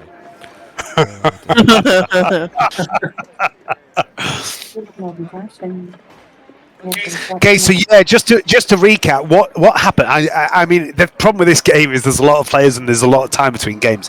But what happened was Team Fae had this encounter, a load of shit happened, and then they ended up here. Team Mundus, some shit happened, and they got told not to leave town. And I'm awkwardly trying to collide these storylines. But I'm giving you hints, but I'm not leading the horse to water. So I mean, you know, I say we keep our plans. How about we just to clarify as well? And spend Sorry? some money. Let's go fishing. This is the other thing. Just to clarify, there is no right or wrong thing to do here. I'm literally just side quest. Fishing. Let's hold some fish. Fishing is a very important side quest. Fishing. Essential side quest. I got some shiny scales last time I fished. I butchered it trying to skin it. Yeah, maybe. I say we could go to this meeting. We've always got other options to try and get us out of town as well. We've got that. What's her face? That lady. What's her name? Luciana. She could probably get us out of. Probably magic us over there, couldn't she? Yeah, we could as well. If we don't get let off with what the thing, we can always ask her. Say it's a part of the quest to kill the shadowy things. Look, for me, the most pressing thing is to this shadow invasion. Yeah. We can't just do all that. We need to speak to Lord Trevor tonight. Yeah. It's probably If we can have weapons that help us against these shadow creatures as well, because at the minute I'm a bit useless. And Coggins, the guy what rescued me, because he wanted us all to go spend money there. That guy wanted us there. We could probably acquire. That's a good point. We could do that while during our day before we meet the other guy, to get another bird killed before we go to our meeting. You might know a bit more about this. You might know a bit more about this place as well. Yeah. Drop a bit of Coggins, who's the guy what rescued me out of the water. We're 41 on the map. Coggins. I have nothing pressing to do. Nothing that's. I'm sort of inching closer to the back of the basically back towards the party now. Like it's like, well, if we're doing something that's going to lead to a dangerous quest, then I don't want to tell you how to play your game because I'm literally giving you a sandbox like Alan did to fuck about in. But you will always have more fun if everyone is engaged. And everyone is together, Johnny. So, I mean, I'm not trying to steer you, but fucking stay together. Shall we go merge? Just get 7 ways and do 7 different things and have 10 minutes to play each every hour. Exactly. Yeah. I say we do that. And also think about the fight that we had in the bottom of the inn. Like that needed all 7 of us, really. it did. That was designed to be very hard. Yeah. If we're going to fight them shadow creatures, I mean, I pretty much died really quickly. I'm useless against them, and I'm like one of the main fighters. So we need to get you healed up really if we're going to go and do that. He's all right. He's fully healed. Back? Did he get back? Yes, he did. Yeah. Okay. But just to metagame again, like I just said, it is much more fun if everyone's playing together because that's the fucking point as far as I'm concerned. But also, every single fight that I throw you into, or that you stumble across will be designed for all 7 of you. Well, yeah, it sounds like So- there's going to be a fight at the village. You can go So if that's you want. something, that's something to bear in mind. I'm not saying never split the party, because there will be times when you have to split the party, but you might find yourself in a position where you need all of you. And what that means is you need to think about, do you engage? Do you start a fight you can't win? Is there anything wrong with running from a fight? This is something we don't do enough. You know, think about it. Do you fight every fight, or do you sometimes run? You need to start thinking about stuff like this, because this game is going to be built around 7 of you. Dave, did you make a note of my strength? Was it 16? Originally, it was 16. Yeah. Yeah, I thought it was. I didn't want to put it in if it wasn't. I thought it was 16. Yeah. Sorry, I forgot about that. Yeah, you got your strength back. It's gone after long. I thought it was 16, but I want to double check. Yeah. Are we gonna? Should we tell Alice that we'll see if we can find something, then go to that shop, the guy who saved Wu, and then go to the meeting? Is that the? Okay. So what's Alice making for you? Are you leaving your metal here with her? She's a bit. I wouldn't. I'm not sure. Is she making something for you, or have you asked her? Well, no. What she don't know how to work it yet. We just go and get the. Maybe you should take it back, just in. Yeah. I think we trust should take. everyone. Some people are fundamentally dishonest, and they'll. Yeah. So well, this bit of Axe's talking to me. It might help. Yeah. Take it back. So take it back. Then go to bit. No snatching, Alice. Huggins. Yeah. I'll talk to Alice. Let's get it reported. And so, Wu, you wanted to take us to this druid or something? Did you say? Oh yes, the Savme. It turns into many animals and fishes you out of water. I've mapped a route to his house, his shop. He says, "Can we go buy something as thanks?" Sure. And maybe he'll give us some advice. It's at number 41 on the map here. Yeah. So I was asking about the village. Do that then. Let's go. Okay. Yeah. So we'll tell Alice that we'll try and get some stuff, and we'll take the bits back. And Yeah. except She happily lets you have the pieces of metal back. She doesn't try and take them from you. She says, "If you can find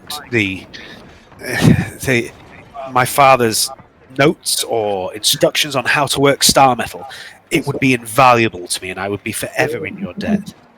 I mean, you've shown you have some stuff.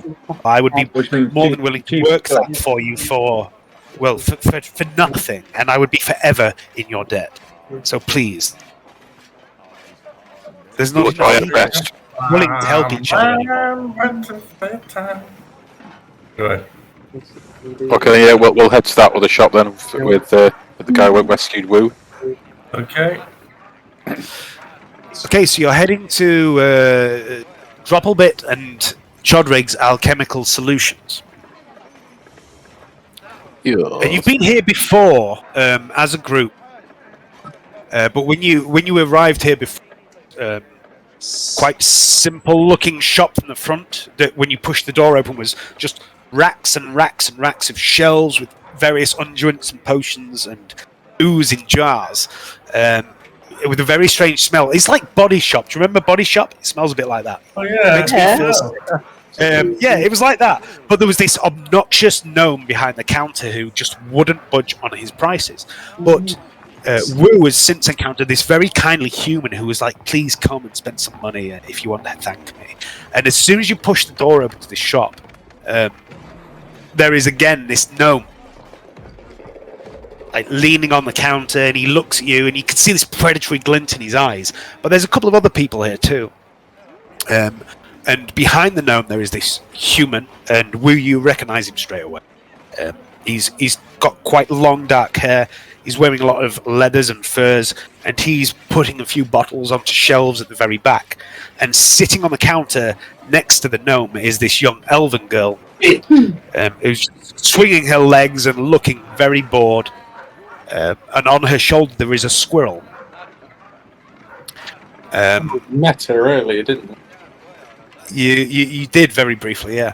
And this gnome says, "Well, hi, welcome back. I knew you'd be here anytime soon. I could smell an adventure any..." And you see this human turn and say, "Oh, please, Quaros, close your fucking mouth." And he puts his hand over the gnome's mouth and steps forward and moves towards you, Wu. And you recognize this druid that saves you, and he says, "Well, hello again, my little friend. It's so nice to see you." Nice to see you too. I stuck to my word. I brought people to spend money. But don't worry, let the big man speak. He looks around at you all and says, "Well, look at you. You strike me as adventurous if ever I saw. Please, welcome to my shop. My name is Briff Chodrig. This is Quaros, my business partner." And he gestures to the gnome. He says, "And this is my ward, Tekula Vanderfern." Nice to meet you all. Thank you very much. This man saved my life. On the river. Your gnome is a bloody nuisance. No, he's very fucking bastard. He's financially minded. That's all it is. He doesn't understand the greater scheme of things. Do you, Quaros? And Quaros, the little gnome, says, "I understand that all is profit, and nothing but profit matters. You come to me with your needs, and I come to you with my needs, and we meet in the middle of my needs. Gold, motherfucker!" He's a bloody nuisance, man. Why'd you keep him around?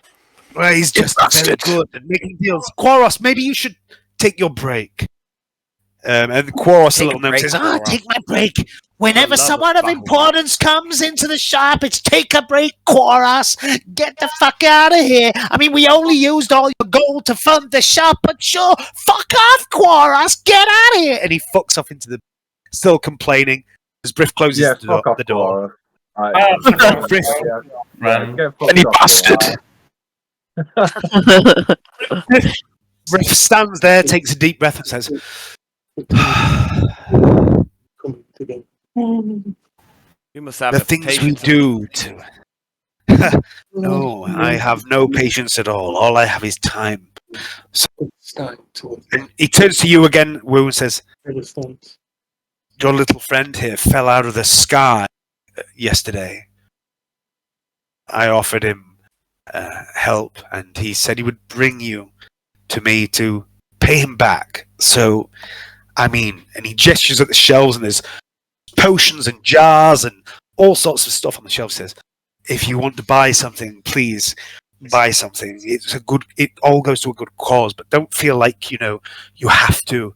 I mean, I was still happy to help your friend, and I don't mean to be, up in your face demanding of you. And I mean, and it strikes you that this man is maybe a little awkward." What's a good deal here? What you got an offer on? You like offers? I mean, I don't know offers. What happened to him? Sorry? Has Wu told us what happened to him? No, I don't think he did fully. No, I think he said. Of course he did. I think he said some vague shit about why he didn't have any clothes, but I don't think he's really told you what happened. I don't think he's put his clothes on yet either. No, I don't think he has. He's still in his pants. Alright, I'm on island. Oh, what? Alright, I will put my trousers on. I'll say to him, you fell out of the sky, Wu. What happened to them? What happened to you before you met us in the... Well, I was in some sort of weird sky prison with two celestial type beings discussing my fate. And then they let me go because I wasn't a goblin.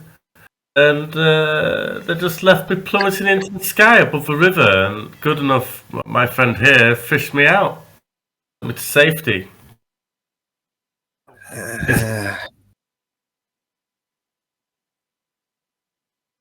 Yeah, I mean, that is, I can corroborate some of that.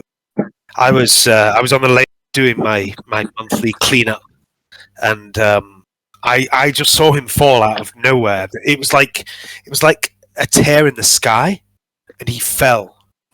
But just before the tear in the sky, I saw something move, like a blur. Something rippled. I don't understand. I don't really know what I saw, but I saw like a collision between two things that were there, if that makes sense. And then your little friend here fell from the sky, and I couldn't let him drown. I mean, look at him. He's adorable. You couldn't, could you? Oh, thank you. Oh, thank you. Okay. You're welcome. You're most welcome. I would like to buy some potions of healing after all. Oh, potions! Yes, I mean we have many. I'd if I was honest with you, I'd tell you I'd give them away. But unfortunately, I have overheads and costs, and I have the money I make here. I hope you understand that it doesn't go to pockets and wealth and and I can sell these. I would like to ask you what your good cause is. Oh, the orphanage. Oh, and he points to the southeast. Says the orphanage, then he points to the elf girl who's still sitting on the counter, swinging her legs. I know what it's like to lose your parents. So yeah, I can get on with that. A noble goal. So do I, and so do many of my wards. This is Takula. This is my and he tries to get Takula to get off the counter, but she's kind of resistant. She get the impression she's maybe a bit of a stroppy teenager, and he's like, "This is Takula's my I suppose I'd call her my star pupil. She's very bright, very good. But she was the first that came here and helped with the shop. And you wanted to buy some potions, yes? And he begins grabbing potions.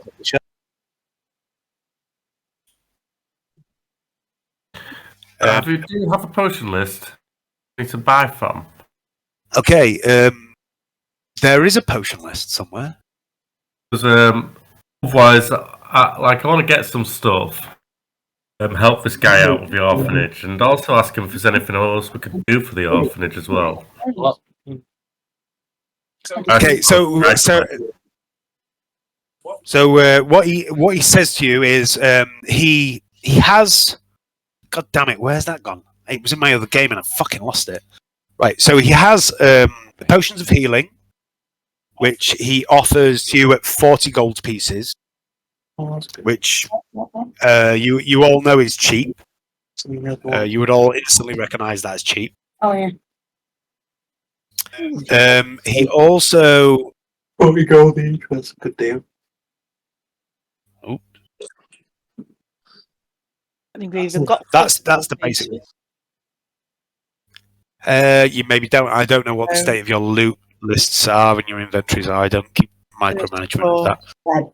Sorry. He also offers you. Where the fuck's that gone? Oh no! I've lost a file. Oh dear. Wait. Right.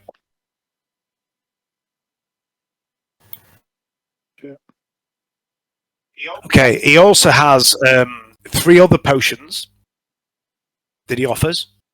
He says that this particular one, very arcane casters, potion of splitting, makes multiple versions of you appear around it, 100 gold pieces each. This one, it's called potion of splitting. It's not quite a blur. He says this one is a potion of extreme rapidity, 70 gold pieces. He points to this thin, watery, bluey liquid. He says, when you really need to move fast. And then this one, 140 gold pieces. A potion of prolonging. At the moment, I'm struggling. I was recently cleaned out by regular customers for most of the potions I make. But I do have a list of components that I require. Well, maybe I could help you get some components from out in the wilds, eh? Because I only have 38 gold on me, and I've not realised that isn't even as much for your most cheapest potion. 38 gold, I mean... Make a charisma check, please. Woo. I'm not trying to buy it off from what I said. I'm just telling him. Should we prolong it? Right. I'm sorry. I'd love Woo, to you charmer. be able to sell things below cost, but I have to make a profit, or the orphanage will close. You understand? I understand. I'll donate 2 gold to your orphanage anyway, and I will take your list and get you some ingredients. Components for him and his fine accomplice. Do we have a list, Dave? Yeah, there is a list. So are you hitting on teenage elf? Just to clarify, I need you to clarify that. No, I'm not hitting on a teenager. All right, okay. It's just you said she Oh, was feed it roll. So, well, no, it's more about the fact that Takula is Leanne's character from the other campaign. So I was like, are you hitting on yourself? But Just like, No. okay, so there is a list. And basically, I mean, I can give you the list if you want. It's not really conducive. But what it is every time you encounter a creature in the wild, you can make a nature roll to see if it's worth harvesting. And certain parts can be brought back to Briff. And the more parts you bring back, the more potions he has available. Excuse me. I'll do that then. And there's... Yeah? Wants to part for prizes. Okay, so you take Briff's list. But he does also have, he says, I also have, and he looks around a bit conspiratorially at this and says, I mean, I'm not supposed to really do this. I've been told off for this in the past, but I do also have a few experimental potions, if you're interested. I mean, they're experimental, so I wouldn't expect any money from you. In fact, I would pay you to try them out and report back. I will try some out. I mean, woo. I mean, I should advise you. You should probably charge him. You should probably charge him if you're going to be.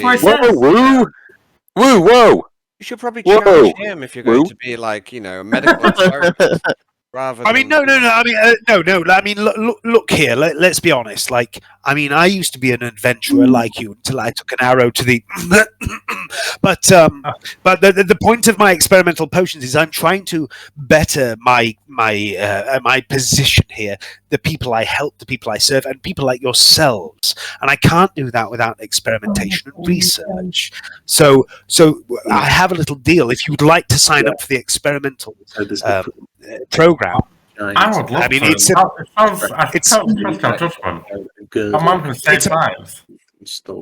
let me tell you a little bit about it. It's a permanent 20% discount on all my potions, as long as you bring me results on my experimental potions. And what I expect from you is trying the potions. I mean, I can't guarantee the results of what the potions do, but I can tell you probably, maybe, most certainly, the best situations in which they can be used. Give you a vague ballpark of when they might be useful, and then tell me, did they behave as expected? Did they behave for longer or shorter? Were there any side effects? Did anything grow or shrink on your body? Did something disappear from you? All those sort of things. And if you bring me that information, I will do you a very good discount, and we'll be friends too. This sounds most beneficial. What could possibly go wrong? It sounds like, I mean, my little friend. I mean, and he holds a hand out to you, Woo. Says, my little friend, I believe this is the beginning of a fantastic partnership. I want to try something. Okay, I will shake your big hairy hand. Curious. Okay. Everybody keeps mentioning my size. And he reaches into a pouch and he offers you a small green vial. Says, "Well, here's the first one." Okay. What situation can I take this in? I mean, I would hold off on this until you think you're in a fight where you're maybe outnumbered. Oh, okay. Outnumbered fight. Right. Yes. And then make notes to see if I survive or not at first. Yeah. Report back. I mean, I'm sure you'll survive. You're a skilled young whatever. But I mean, it's more about what happens to you. I want to know everything, all the details. Color of skin, if anything grows on you, if anything gets smaller, if you find yourself incapable of certain tasks that you might have been capable of before, if women find you more or less attractive, I mean that's a bonus. But I mean, whatever happens to you, just tell me all of it. I will do. This sounds amazing. I'm quite actually excited about this. This is the beginning of a beautiful friendship.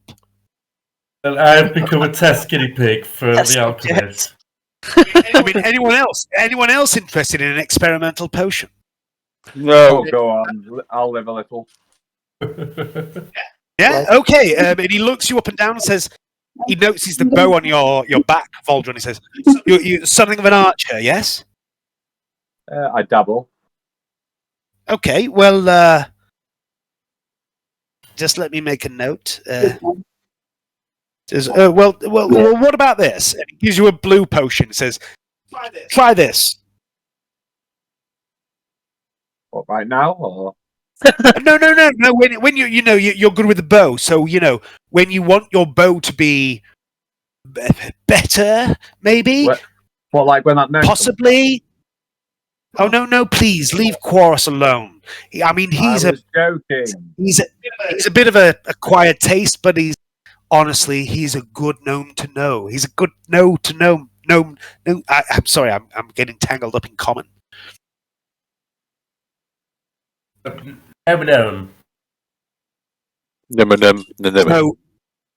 So Hayden, add Briff's experimental potion. Johnny, add Briff's experimental potion. Experimental potion green. Yep, and Johnny, yours is blue. Yep. Can I sign up, Dave? Sorry? Can I sign up? Yeah. I mean, I'm not cackling like a maniacal villain. He says, "Oh, Tabaxi. We don't get many of your kind anymore. I mean, at one point there was an influx of your people. They came over from Maztica, but they all mostly emigrated east, apart from one or two, like Swift-Heart down the road. But anyway, what's let me have a look at you. Let me have a look. What sort of thing do you do? You're not a fighter, are you? No, I'm not really into the fighting. No. Well,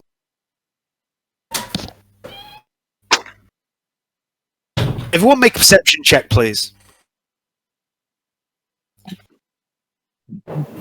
Everyone? Yep. Oh, I got advantage on. Sorry, Dave. Still. That's all right. It's all right. Ducal and Voldron, you see very briefly, and also Tabitha, you see very briefly in Briff's eyes. His eyes flash very briefly as he sort of studies you, and he says, "I've got just the thing for you."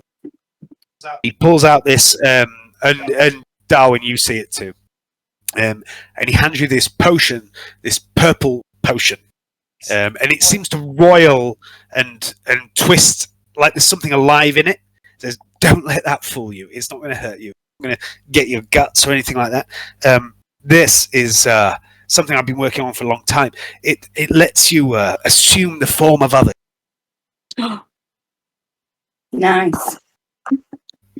Just remember, though, I want to know everything it does. Like I said before, it is experimental. So, I mean, I don't... maybe I didn't clarify. I don't take any responsibility. It's very important you all know I don't take responsibility for any side effects. But if these potions do work, I mean, the benefits vastly outweigh the negative. Could make you. What? Okay, so blue potion, a purple potion. No, it's purple, but also it's a experimental disguise potion.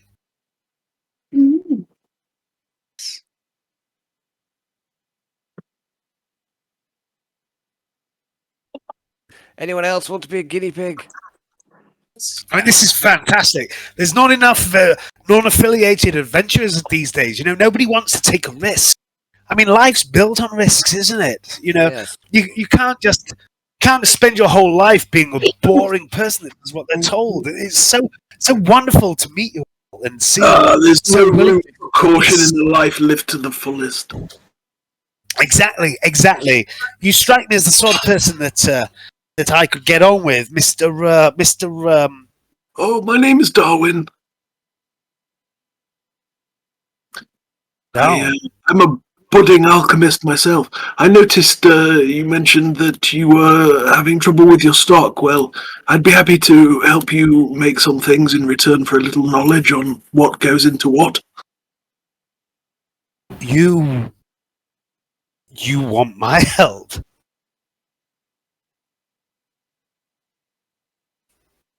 Well, I was offering my services to help you restock if you needed. Yes, of course. That sounds fantastic. But of course, I'm always in the need of more materials. You don't remember how to. I mean, you don't know how to make things yourself. No, I've only just started on the alchemist's profession. I am a herbalist as well, so capable of. Okay, I understand. I mean, if you'd like, I have been known to be a teacher, and he gestures to the bored-looking elf that's currently appears to be playing cards with a squirrel. I've taught a number of apprentices myself, but if you would like some lessons, I mean, I would be honoured. I mean, your reputation. I'd be more than happy to help you. I'd like to study the squirrel when I get Very kind. Studied the squirrel. Okay, Woo, you study the squirrel, and after literally 2 seconds of looking at the squirrel, it just snaps its head round and stares at you. Something off about that squirrel. Nothing at all. Transformed Exception Druid check. itself. They're basically rats with good PR. Woo.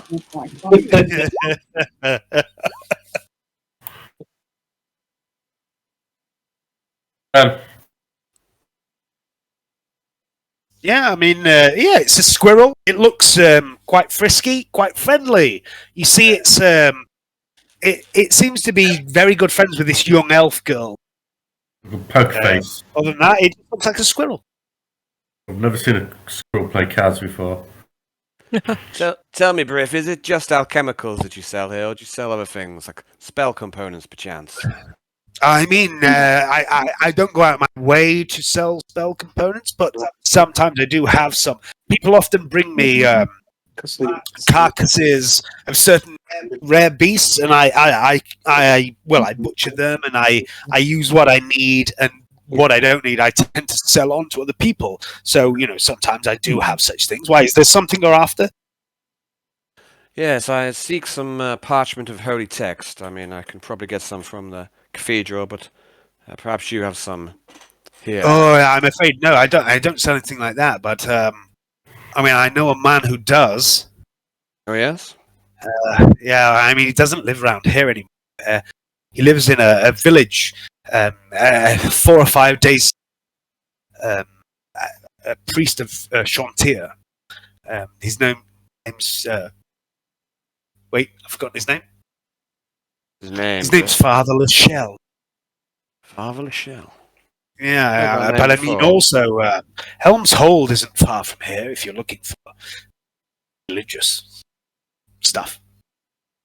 Really good, thank you. What was that? No, thanks. She's turning around. Sounded like me. She's there. Yes, I'm afraid I've got to be up for work in the morning. Yeah, it's fair enough. I was about to bring it to an end, so unless other people want to plow. Hang on. I'll hang fire. I've got work as well tomorrow, so. Yeah. So yeah. So if there's anything else anyone wants to do, so as far as I'm aware, what's happening here is a few of you bought some potions. or been given some potions as experiments, and you're basically fanning about in this potion shop. Well, yeah, that's good enough for me at the moment. I've noticed I've got 900 experience points. That's enough to level up, isn't it, for level 3? Yeah, it is. So you would have leveled up on your ad. I didn't want to bring it into the middle of the game because it's just become some awkward thing. I've noticed it, but I've just left it till the end. It seems we're right at the end now. Yeah. So basically, you can all level up. Sorry? I said, can we level up? You can level up to level 3. I didn't want to do it mid-game because I know not everyone had looked at it. The way I'd like to pursue this game is for everyone to know what they want to choose for the next level before it happens, so that when it comes to leveling up, we can do it mid-session and it doesn't take long. But I know that that's not always possible with certain people. I know what I want. I've already got my first. But, yeah, if you want to level up, so let me have a look. Come through mine if you can. I'm taking level 5 in my answer. For a wall up. Just a second. But yeah. Yeah. So let's have a look at words. Okay, so what you've got on your character sheet, you have this next to where it says your class and level. You have a weird hammer and anvil icon that is red. Yeah, it says character level. And what fucking does my head in is they changed that so it's always there now. So it always looks like you have a level up. But if it's flashing like it should be, that means you do have a level. Which is that? You can do it on your own if you want. If you want to do it on your own, if you want to do it tonight, if you want to do it with me or without me, fine. But before anyone does anything, let me just back everyone up. Oh shit! Didn't mean to do that. That was bad.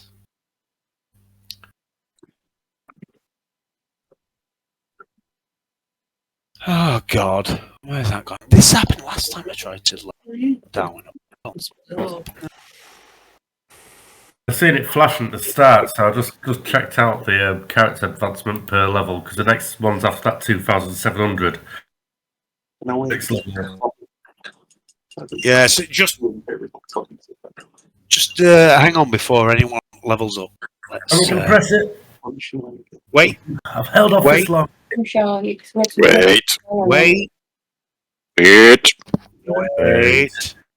Hold fire. Hold fire. It's just so I can back everything up in case it all goes to tits. Back it up. Don't fucking begin. Back it up. I already clicked it. Let it begin. Sorry? We'll begin. That flashing thing. Not yet. Already. Don't press it. Anything. Don't press it. Right. Okay. Yeah. It's done. It's done. It's done. If you want to level up now, level up now. If you want to do it later, do it later. If you want some help, let me know. I'm just going to have a wee. I saw something flashing. I clicked on it already. So I'm going to have to finish up here. So I'm going to finish up. Yeah. Alright guys, Yeah, I'm going to get off. Catch you all next time. Bye. Right.